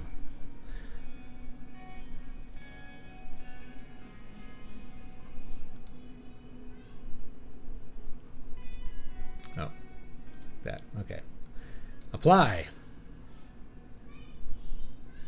Boom. Background removed. Then we can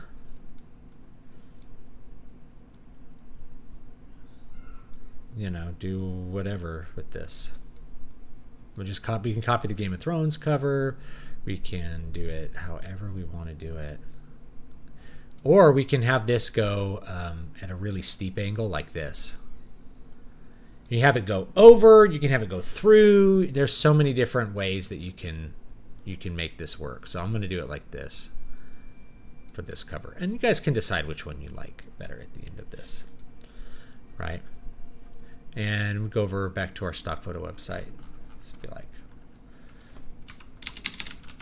blood splatter. You can make this yourself, but here we go. It's some cool blood that someone made. If we want, or we can just make like the dagger really. See, I like this. I might use that. We'll see. This is why the complaints about AI stealing art from artists was stupid and maybe disingenuous argument. Companies like Adobe have billions of images they can use. The argument would basically result in only mega corporations being able to have AI programming. Yeah, it's the same thing, right? It's like Disney doesn't want Midjourney to exist because if they can be like, oh, you have to have the copyright to the image, it's like only mega corporations will get to use AI, and they were going to use it.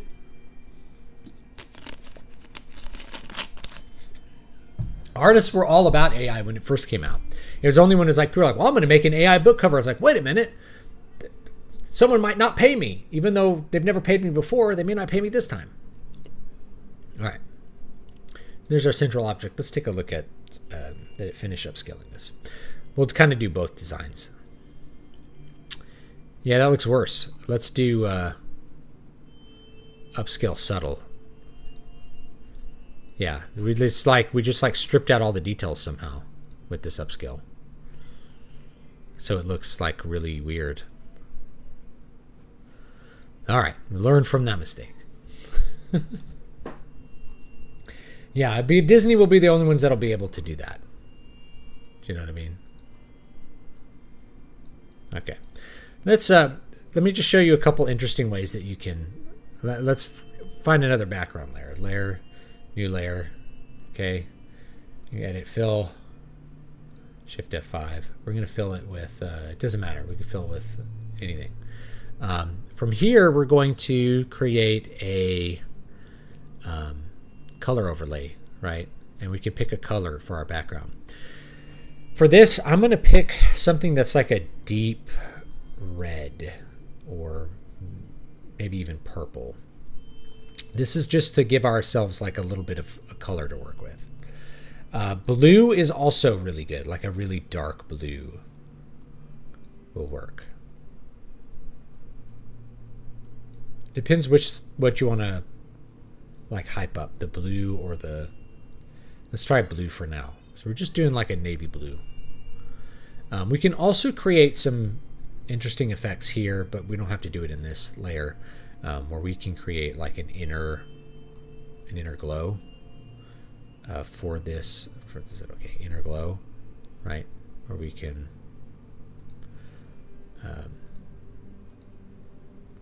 like crank it up here and make this like a, for instance, like just a slightly lighter shade of blue, like that.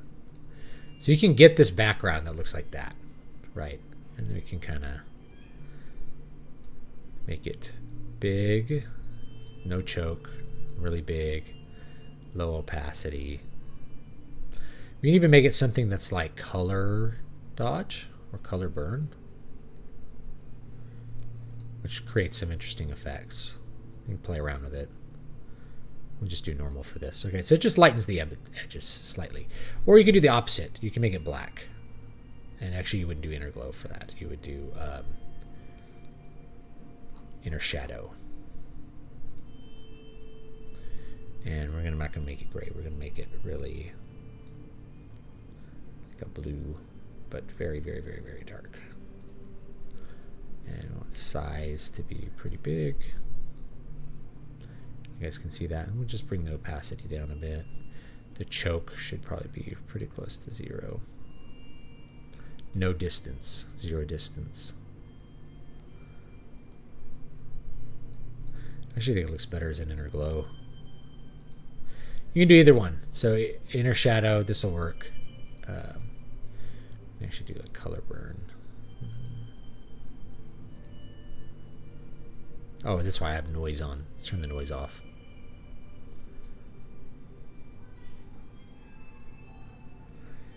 Yep, just a little darkening around the edges.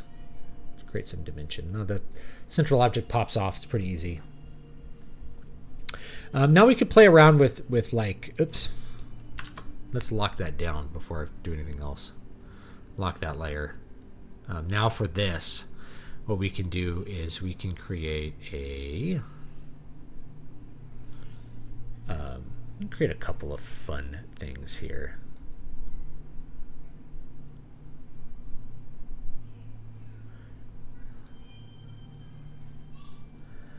Let's go. So you can do a lot of this stuff really easy. Create a little outer glow here of, yeah, color dodge. Let's pull that. So you can get it to glow. Let's take the noise out.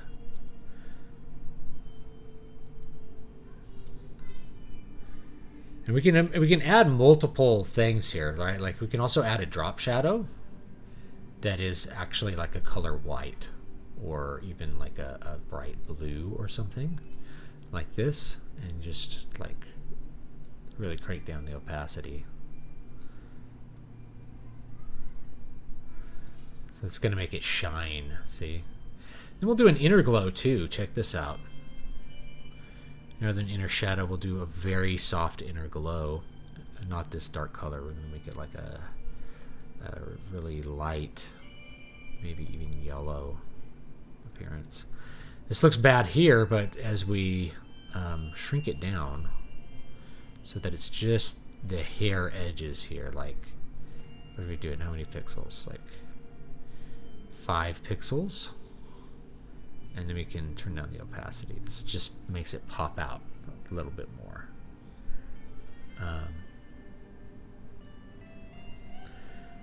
Yeah. You can even create noise for it if you want, but we're not using noise for this. You give it a center, no, edge. Let's do 100%. Let's get to where we can see it. Then we're going to back off the opacity a bit. There we go.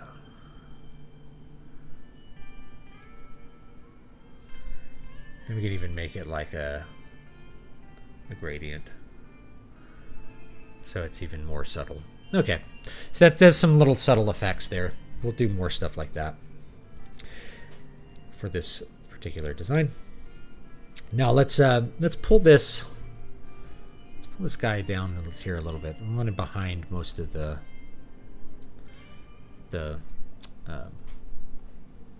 stuff here. But we can pull letters like and kind of have it go through letters if you want. That's always like a fun way to. I'll show you how to do that. It can be pretty fun. If you wanted it to like go through the S somehow, you could do that, and it's fun. Be a fun little thing. And we can also change this background color if we want. We can play around with it. Let's make this yellow. Let's find the...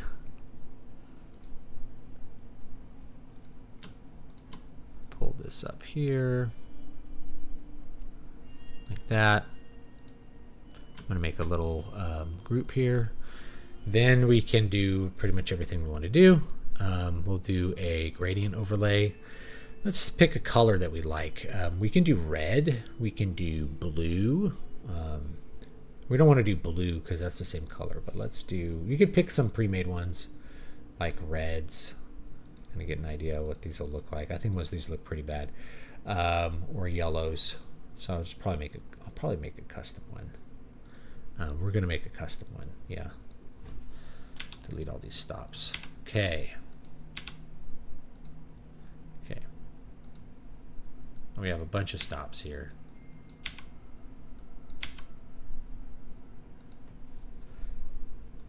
Yeah, there's like 20 stops. Okay, let's just pick one to start with. And then we'll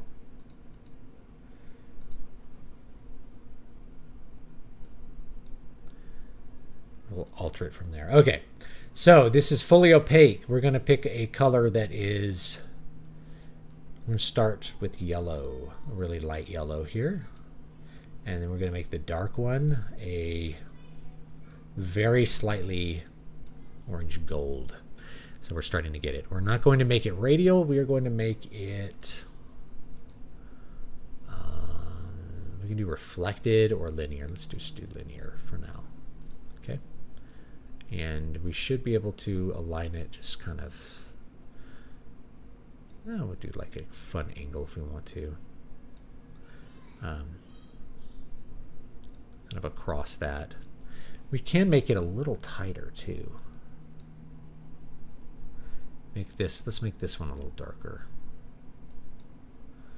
There we go. And we can also, is it okay? Let's make it reflected. So we have like a, there we go. Move it up. There it is. Now we can really see what we're doing here. All right, now that we can see what we're doing, let's turn it a little bit here so that we have this kind of look. About 100 degrees is good. Then we'll size it up just a bit. So we want light, dark in the middle, light down below. And we might put the B, I might put the B behind the blade. You know. Okay. Bevel and emboss. Let's pick a different color. We want like a white. And we want here like a dark, well, kind of almost red color. Really dark. Okay. There we go. Inner bevel, chisel, hard. You can up the depth a bit or keep it fairly shallow, and then there we go. Now if you want it to be like really look like a 3D cover, you go just all the way up for the size and the depth, and it's like it'll pop out. And I think I want one that's a little bit more subtle because we don't need a whole lot for this. And I'm going to turn down the soften. There we go. I like it like that. That's good. Now, what do we want with this? We want an outer glow? That looks different. We really want it to pop off just a bit, so you can put a slight drop shadow, or we can do an outer glow. I like this color dodge on this blue. It looks really cool.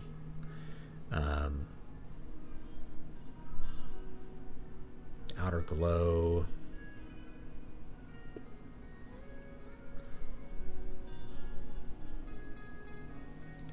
We can crank it up.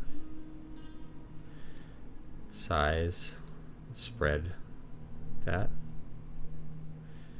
Just have a little bit of something there. And we'll turn down the opacity a bit. Okay. I'm still going to do a drop shadow though. I'll show you what I'll do with that. Black. And we're just going to make it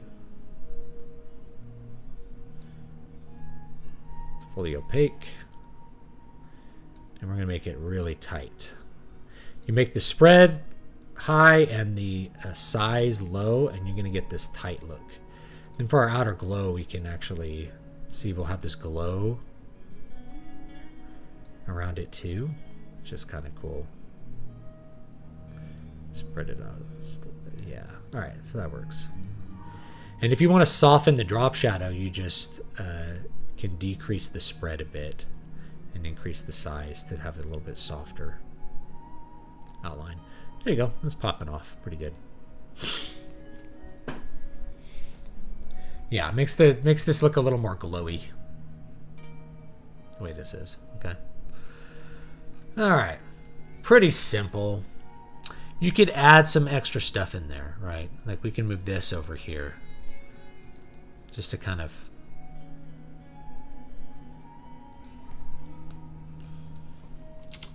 Let me get that over there.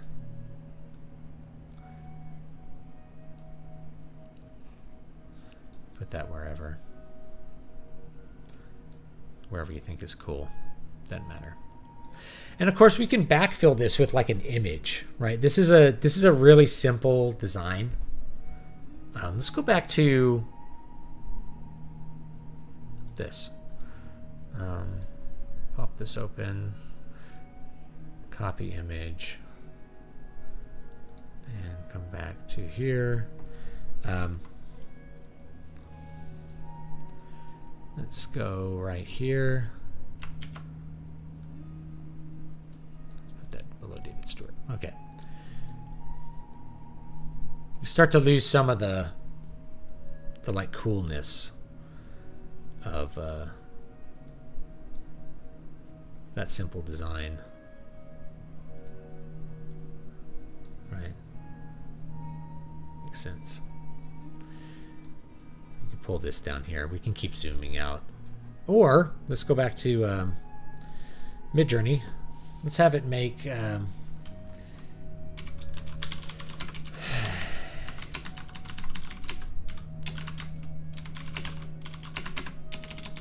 walking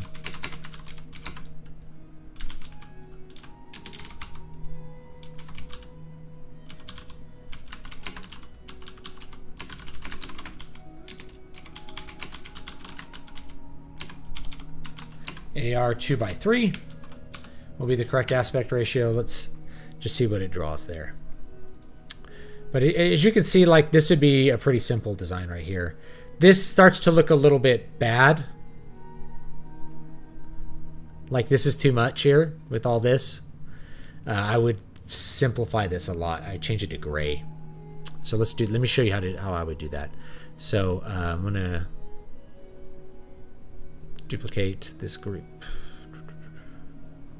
Duplicate group.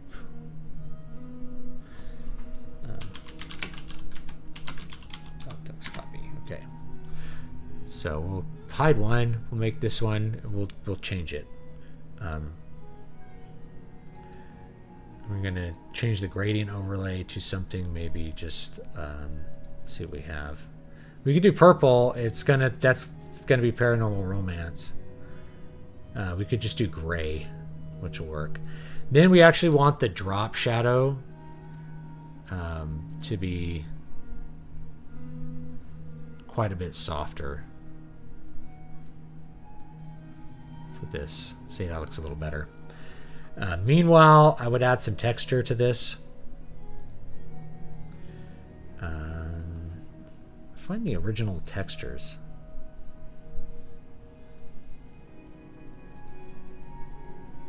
So I can't remember how to find the original textures. Like we lost all the original textures, they like hid them. But we can do water, which looks kind of cool. Like this kind of texture, it's kind of like rough texture. You just turn down the depth a bit, and you can turn down the scale a bit. You get a little texture there. I do want to change this gradient a bit so that this is more like a darker. And then I want the scale a lot more narrow. There it is.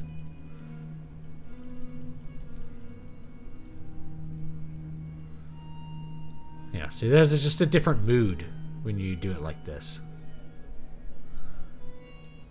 I'm gonna turn that back up just a bit. There we go.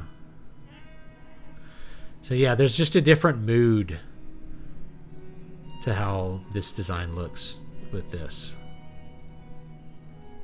Right? And we have the outer glow. We're going to turn off the outer glow. Actually, I like the outer glow.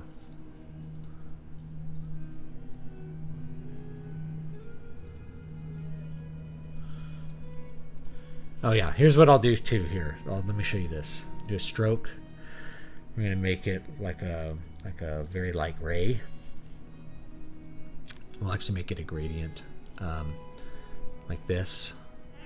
Let's turn the scale down. I'm gonna make it reflected. So there you go, and we're gonna reverse it. So you get kind of this effect.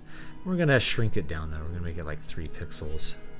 And then we can actually turn the opacity down just a bit. So this, now we're getting closer to like a good, make this gradient a little bit. There you go. Closer to a little bit better title text.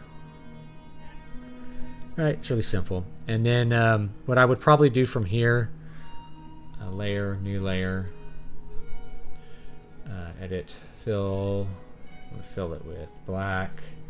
We're gonna change it to a screen. We're going to grab our paintbrush. We'll make it a black color. I should make it like really super deep blue. No, let's make it black. Black is better. All right, black, and we're gonna go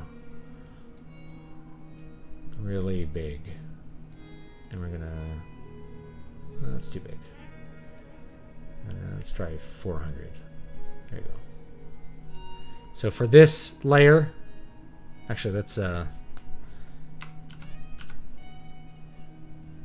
we go.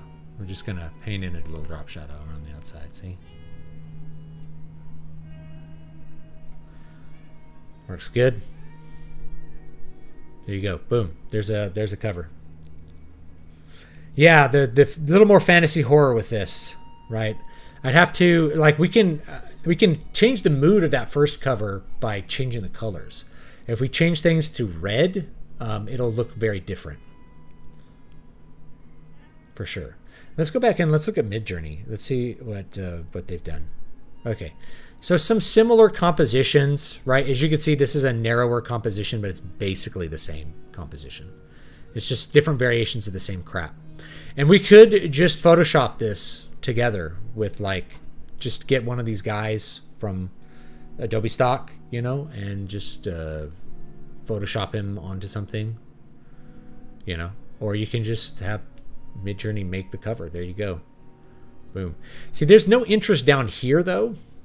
So I'm tempted to do something a little bit different because of the way this composition is. And maybe we would want to use a different one here. Like, I like number 3. Number 3 has a much better vibe. So I'm going to use number 3 here. Okay, we're going to zoom it out 2x. It'll give us a lot of room to work with. I like to do the zoom out because then you have a lot of ways that you can play with the composition that the AI makes for you.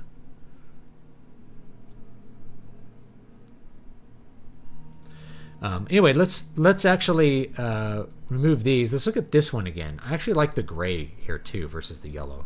So I'm liking the gray more. It just looks better. Let's go down here to this layer. Let's duplicate it. We are going to go color overlay, if we can.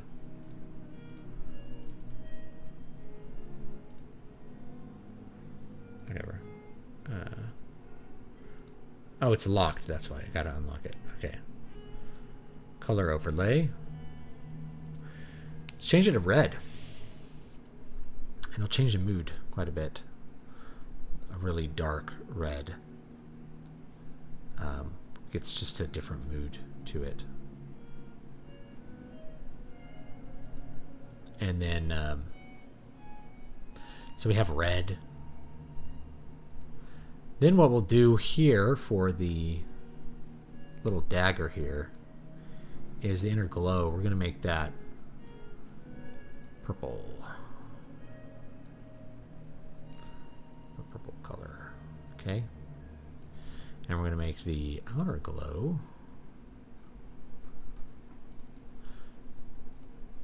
a purple as well, or pink.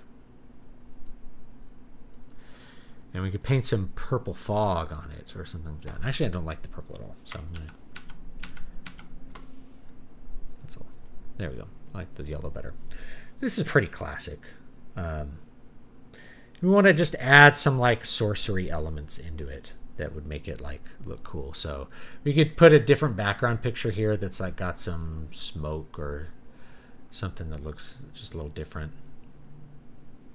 There's a lot of objects we can shop in. This works for like Game of Thrones just fine, you know. But we could put a texture here. You could do, I mean, there's a lot of things you could do. Nothing's coming to mind right now. Let me take a look at Midjourney again. Another thing you can do, by the way, is you can take one of these things and then just use that as a guide for what you're trying to Photoshop together.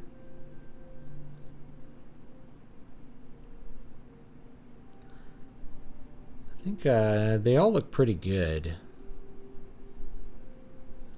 I think I like number 2.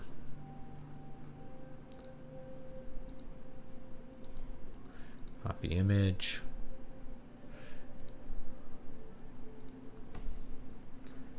Let's go up here to this. Paste in this image. Okay. Let me get this idea. Sorcerer's Blood. It looks okay. I'm not sure which one I like better. I think I like this one better. The blue one. On the straight up blue. Okay, so I'm going to keep this one for now, and we'll just kind of finish off this design here. I have this thing. They both look good. This one has more negative space at the top, whereas this one I'd actually want to pull the Sorcerer's Blood down to the bottom. But I think I like the green one better. I think, though, I do want to pull it up here like this. It's got the fog. It's got the, like the disruptive things. Let's do a levels adjustment here. We're going to shrink the dynamic range just a bit. Just a bit.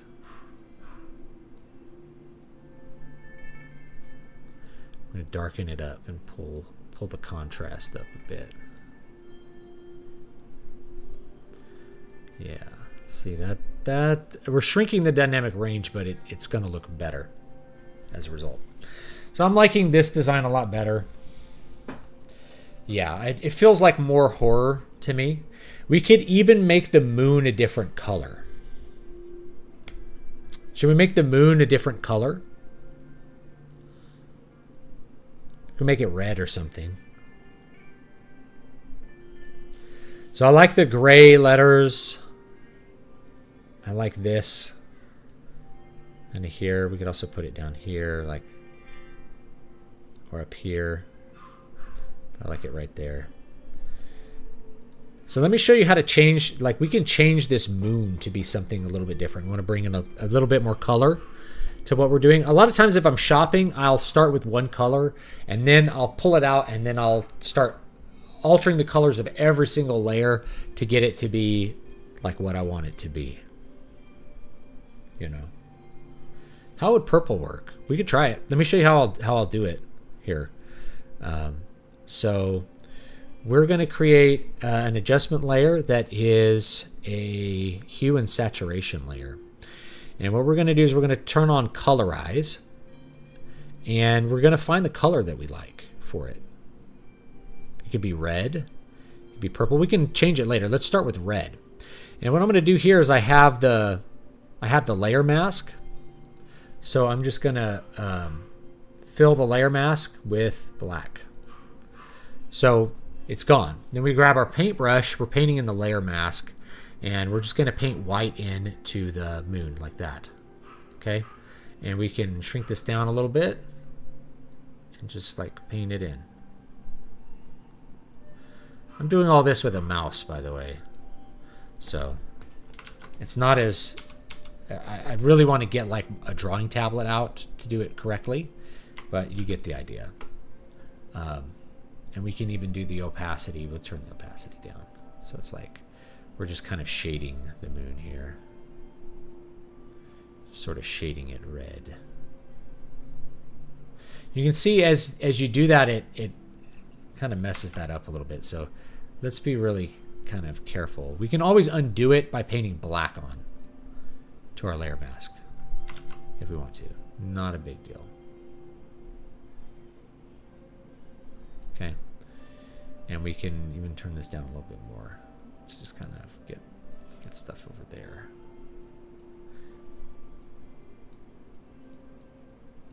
There we go. There it is. Red. Okay. Then if we want to change the color, we just go back to the adjustment layer, and then whatever color you want to make it, you can make it. So if we want that to be a little bit different color, cool. We could start painting over this, like coloring it however we want to color it. This is what it would look like with yellow, like tending toward yellow. And you could crank up the saturation or make it darker, lighter. You could do lots of stuff. So I kind of like it with yellow. So we get a little just dash of color in there. Okay. Just a little dash of color. If I wanted to be accurate, I think I actually have it hooked up. I'd get my drawing tablet out. In fact, I could probably do that. I don't have my pen display hooked up. It's hooked up to my school stuff, but I use this little guy here, and like we can just kind of color it if we want, whatever we want to do. But it's fine. We're doing this kind of quick. So we have that layer. Okay. We can create as many of these kind of color layers as we want. We can color the fog yellow. So whatever color yellow we like, we can color the fog. We can give that a little yellow color right here. So check this out. Let's see if we can do it. Right. We can kind of color this. Oops. Kind of color that a little bit yellow, and it's just. Oops. No, I'm coloring it black. Here we go. Let's undo all that.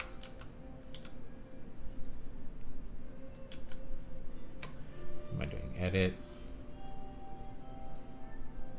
All right.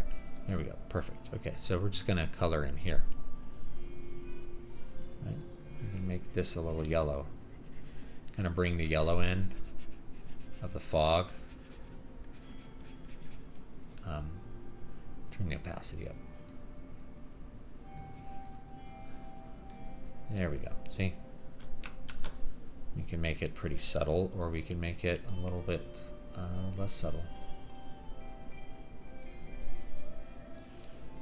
Create kind of yellow fog here. And bring that yellow in.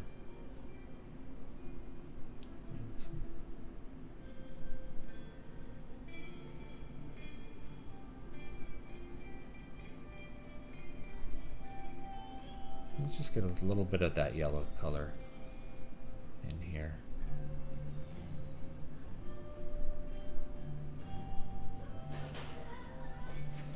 Right.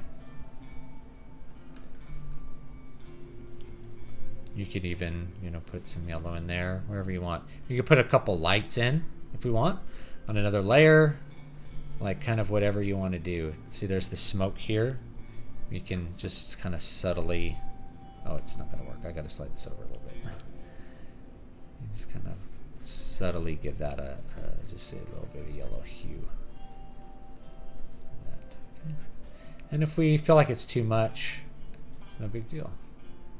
We just go back and there we go.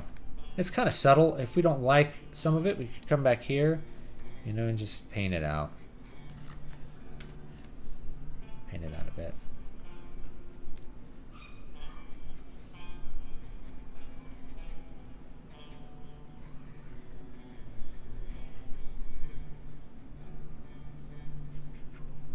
Right.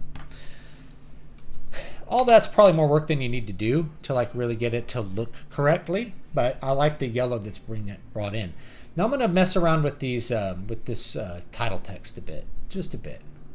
Yeah, you can put a ghost face in it. You can do lots of stuff. But because we're using AI, it's like keep it simple, right? We're trying to do less work, not more work.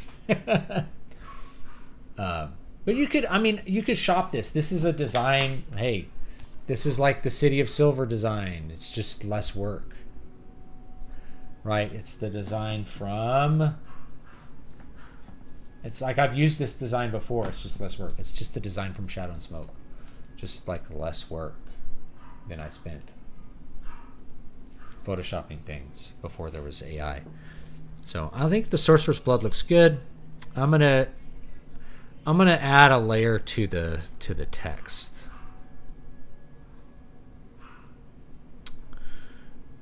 Let's do the bevel and emboss. I want to change the light to come this way. See how that changes it? The light's coming from the moon.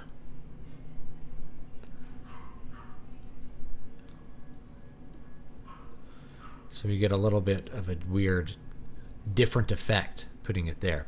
I'm going to change the highlight color to like something more obviously yellow to like match the moon. Okay. And now we have a little bit more color that's brought into this. For the David V. Stewart, the color, I'm actually going to make it very slightly blue. Believe it or not, this will look cool. It's very slightly blue.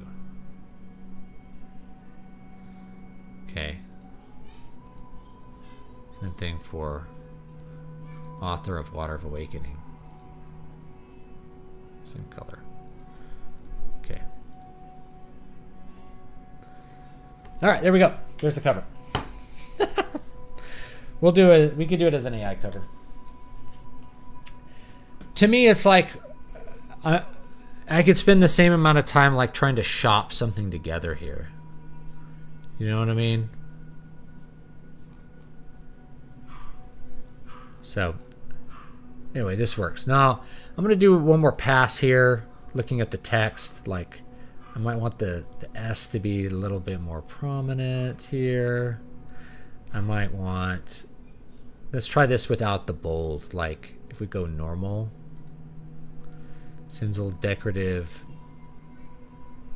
I think the bold is more legible for sure. I think it looks pretty good like that. I may want to add a layer of smoke down here, and so that's something that I think I'm going to do here. I'll show you how to make smoke. It's really easy. I don't know if I have fog brushes set up on this version, but we'll make some. You don't need anything special for it. We're going to create a new layer, probably right here. Layer, new layer.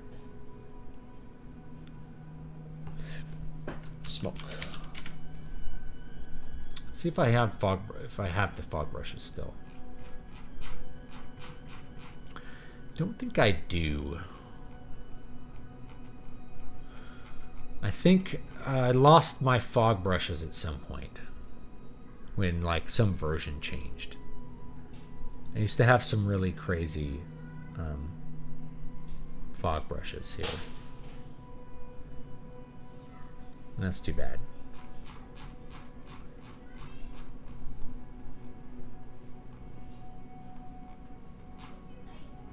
Splatter brushes. What does this do? It doesn't do anything I want. Oh. Yeah. That's not doing anything. We want a...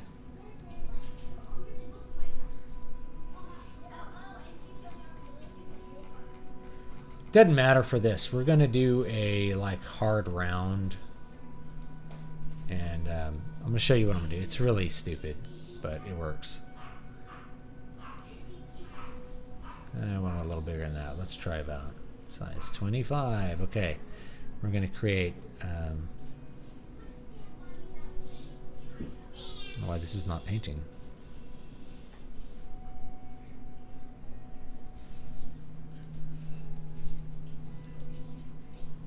Oh, that's why I have a blend on. What am I doing here? Hard round. Let's go down to 25. I'm not seeing any of my... I lost my fog brushes. I'll have to make them again at some point. It's all right. We're going to just do this. 100%. It looks really stupid. Don't worry.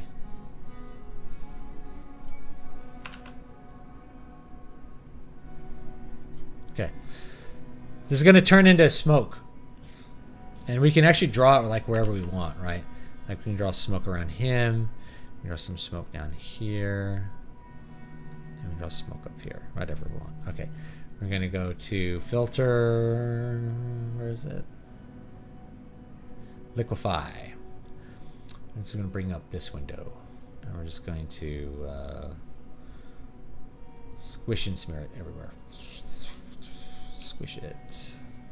Squish it. Smear it. Just smear it all around.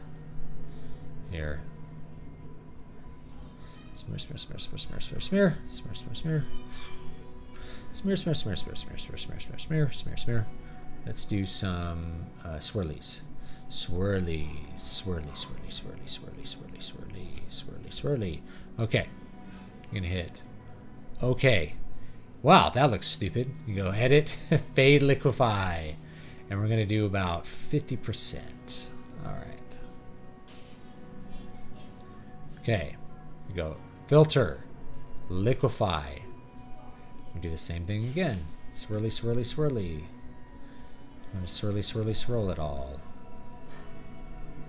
Swirly, swirl, and then we're going to smear it. Smear, smear, smear, smear, smear, smear, smear. Smear it all around. Smear it everywhere. You can use this to make like cool gun barrel smoke. It's a pucker tool. You're just really trying to mess it up at this point. All right. Okay. Same idea. Edit, fade, liquify. We're just going to do this a couple times until we start getting, until we start getting like stuff that looks like fog. Then we're just going to turn down the opacity, and it will pretty much just do what we want it to do. Just go over everything. Just mess it all up. Swirl it all together and mess it all up. Okay. Edit, fade, liquify. Same idea, about 50%. Okay, this starts to look like fog. Then we're gonna go blur. Where is it? We're just gonna blur. Gaussian blur. Here we go.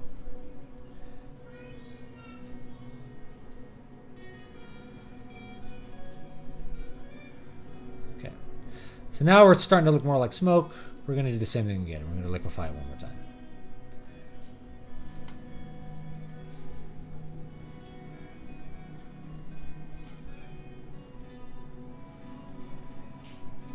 Okay.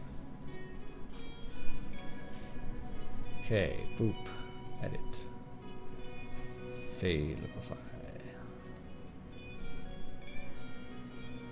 Okay, then we're gonna go filter, blur, Gaussian blur. Same idea, we're gonna turn it to a smaller radius this time. It's starting to turn into like smoky fog, as you can see. All right, and outer glow. We want normal opacity.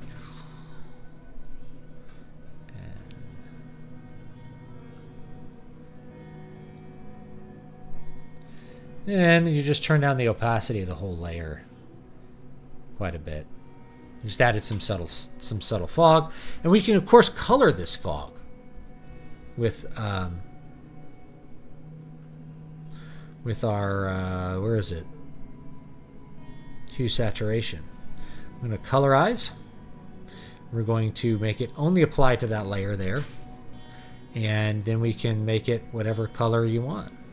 Make it blue. And yeah,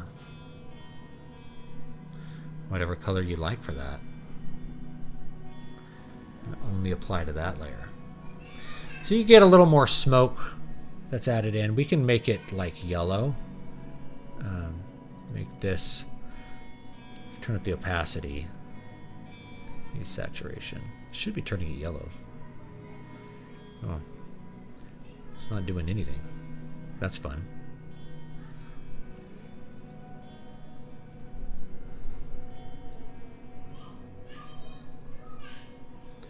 Interesting that it's just not working on that layer. I haven't had that happen before. Oh well, we'll do it another way. You do the outer glow, just change the color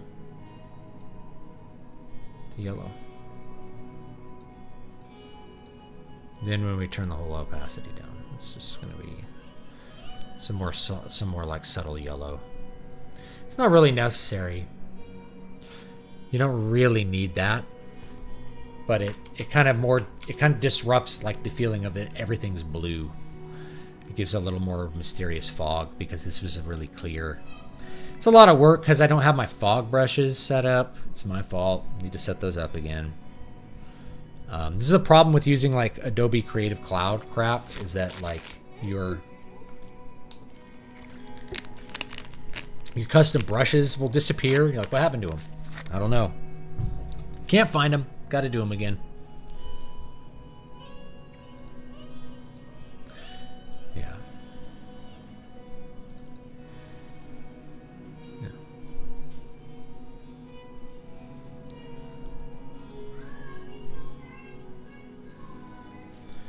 I also do like a drop shadow that is yellow.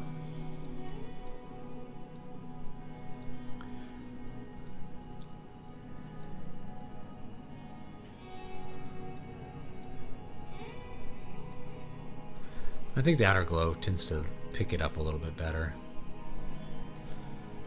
You know, you can bring in just a little bit more yellow.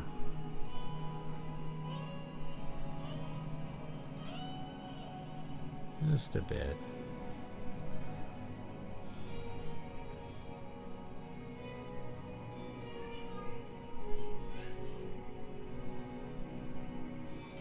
Yeah. All right, I think that works. Cool. There's our book cover. Pretty simple. You can do stuff like you can add drop shadows to this if you wanted to, but it's not really necessary. Like, it looks fine just like that. And for me, I'm like, the less unnecessary stuff, probably the better. Like, we do have an outline here. We could try it without the stroke. It looks okay, but the stroke really makes it pop. But if you feel like the stroke is too bright, you can make it a little bit less opaque, and it'll just turn it down a bit. But I think it looks pretty good the way it is. So I probably wouldn't change too much about this. The drop shadow, you can try it without the drop shadow. With the drop shadow, pops a little bit more. You can try it without the gradient overlay. It's just white. Looks a lot better with the gradient. And if you feel like the gradient's too strong, you can always brighten it up by just like turning the gradient down very slightly. Just adding that gray in. I think it looks really good. So I'm going to keep it this way. I don't know, we could do a contour. We could turn up the bevel on it too. Right? Like, you can change the beveling. I kind of like the beveling just like the way it is here. Maybe, yeah, I think that looks good the way it is. All right. I think that's good. I'm going to check the kerning on the letters. I feel like the O and the D are maybe slightly too far apart. I don't think it's a problem though. I like this R swooping down. Let me see if there's any other letters I want to change. Because you could change this to like be a different kind of C.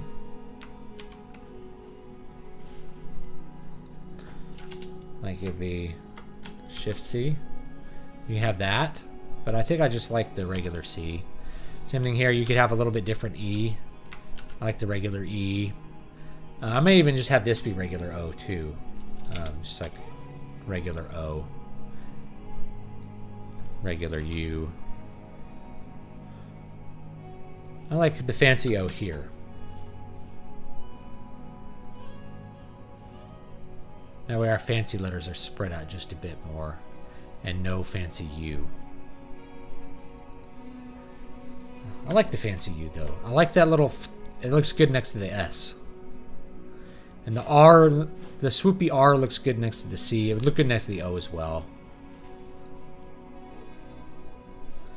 Alright, now let's see if there's any other things we want to do to brighten this up. I think it looks just fine the way it is. I don't know what you guys think.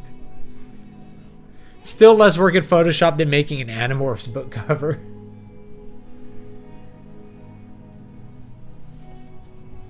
Alright. Let's check this, like, this is not centered. Alright, that'll work. Yeah, this works fine. I don't think I would change anything else. We can add like some lens flares. You guys want to learn how to add lens flares? I don't think it works good for this. I'll show you how to do it so people know how to do it. I'm going to show you a couple cool lens flares. Really simple stuff. We're going to go up here. We're going to create a layer.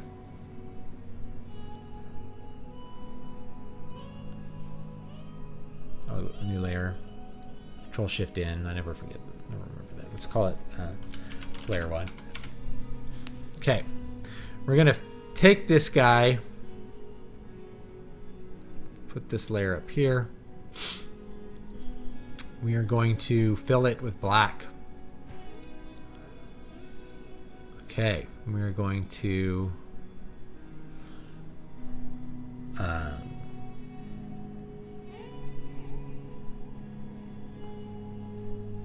render. It's under render, I think. Render. Lens flare. Put that lens flare near the top here. Somewhere. I'll kind of get it, the whole thing. We're going to move it around. I'm going to try some different ones here. I'm going to turn the brightness down a bit. I think that one looks good. Okay. You're going to change this to screen. Alright, so here's your lens flare. You could put this wherever you want to bring up the contrast and have something that's there. You could put it here. You could put it on a letter, right? What's cool if you do it on a letter, like you really want to juice it here, put it on that B, and then instead of going screen, you're going to go color dodge, and then you're going to basically clip it just to the letter. Oops. And then it's going to be just clipped to the to this, or we could just clip it to like the B. That was interesting.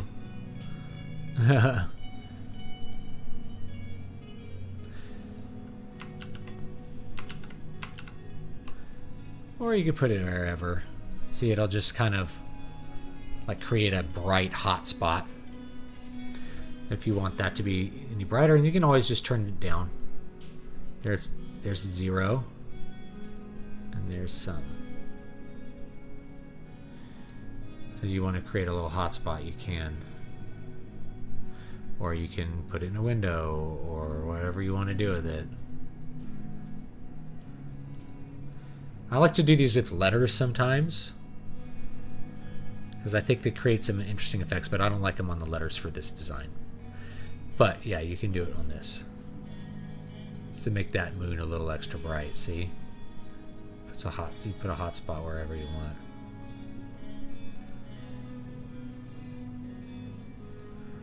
You get like a little extra something. Or you can, make it have this screen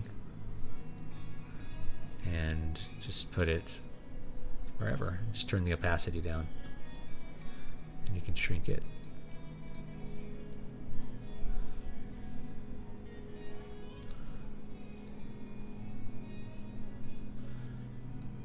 Put it there. Lots of things you can do. You can also put it behind the title text. Right. So it'll have an interesting effect there. Kind of like an extra little bit. So you can play around with lens flares. You can do a lot of stuff like this that I think is fun. And the cool part is once you find one you like, you just copy paste and put it wherever you think is a cool place to put your lens flare.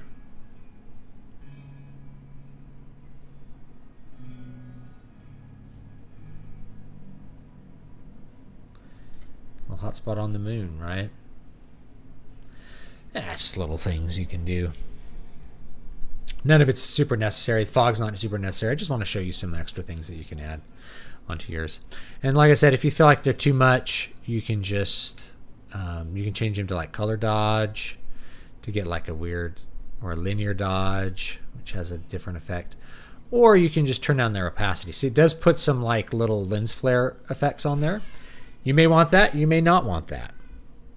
You may think they're dumb. If you don't like those extra bits here, you can just do this and grab your paintbrush and turn it up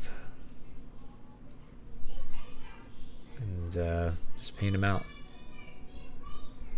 So yeah, we'll just paint those out. Same idea.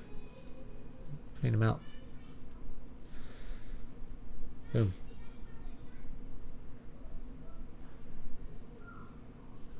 All right, that's it. I think that's the whole thing. Greetings, Eloise. Okay, so there's our book cover design. If I wanted to replace this with another image, I could. Like the design is pretty much there, right? Like you could do this one. I don't think this one is as good. It has a drama to it, but this one is closer to what I would design, for sure. I like this one a lot better, and the green is better. You can easily change this color. It's not hard to change that color. Okay, it's pretty easy to change that color, actually. But I like this. This is just more. The green, I like it better. All right, that's it for cover design. What time is it? I think we're done for the day. So last thing that we would do here is export it. You can export it as whatever you want. JPEG works just fine for most of the things that we're doing.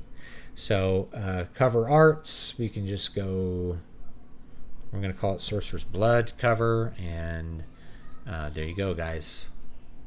That's it. So, all right, that's how you design a book cover. We did one live, and we'll put it up on Amazon next week. Or I can do another stream, and we'll do like a full, we'll do this just like with a full Photoshop thing rather than doing what we just did, like having the AI just make an image, right? So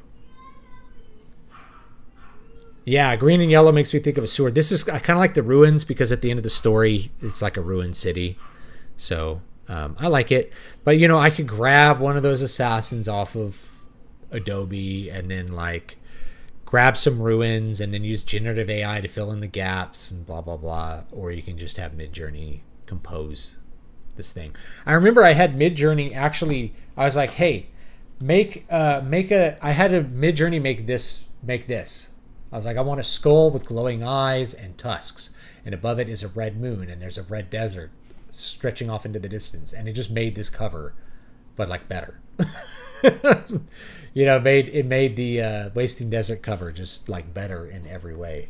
So anyway, because it's more unified, right? We're not like, let me chop this and the angles and the light are all off. You know what I mean? So anyway, that's that. That's what our cover looks like. Have a great one, guys. I'll see you all next time. Have a fantastic day, and don't forget to go buy the Patreon. There will be a brand new book coming to you if you are a Patreon member. Brand new, never read, never published before, not published at all yet, actually. maybe for May, possibly June, but probably May, depending on how quickly I can get this stuff done. It'll probably come mid-May because I've got to do some revision work. But yeah, you'll get it way ahead of time for all that stuff. And what else do we want to link? We also want to link the Ko-Fi and the Substack. Yeah. Okay.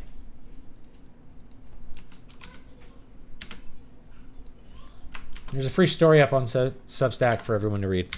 It's been on the channel before, but like audiobooks don't do well on the channel, so I don't worry too much about it.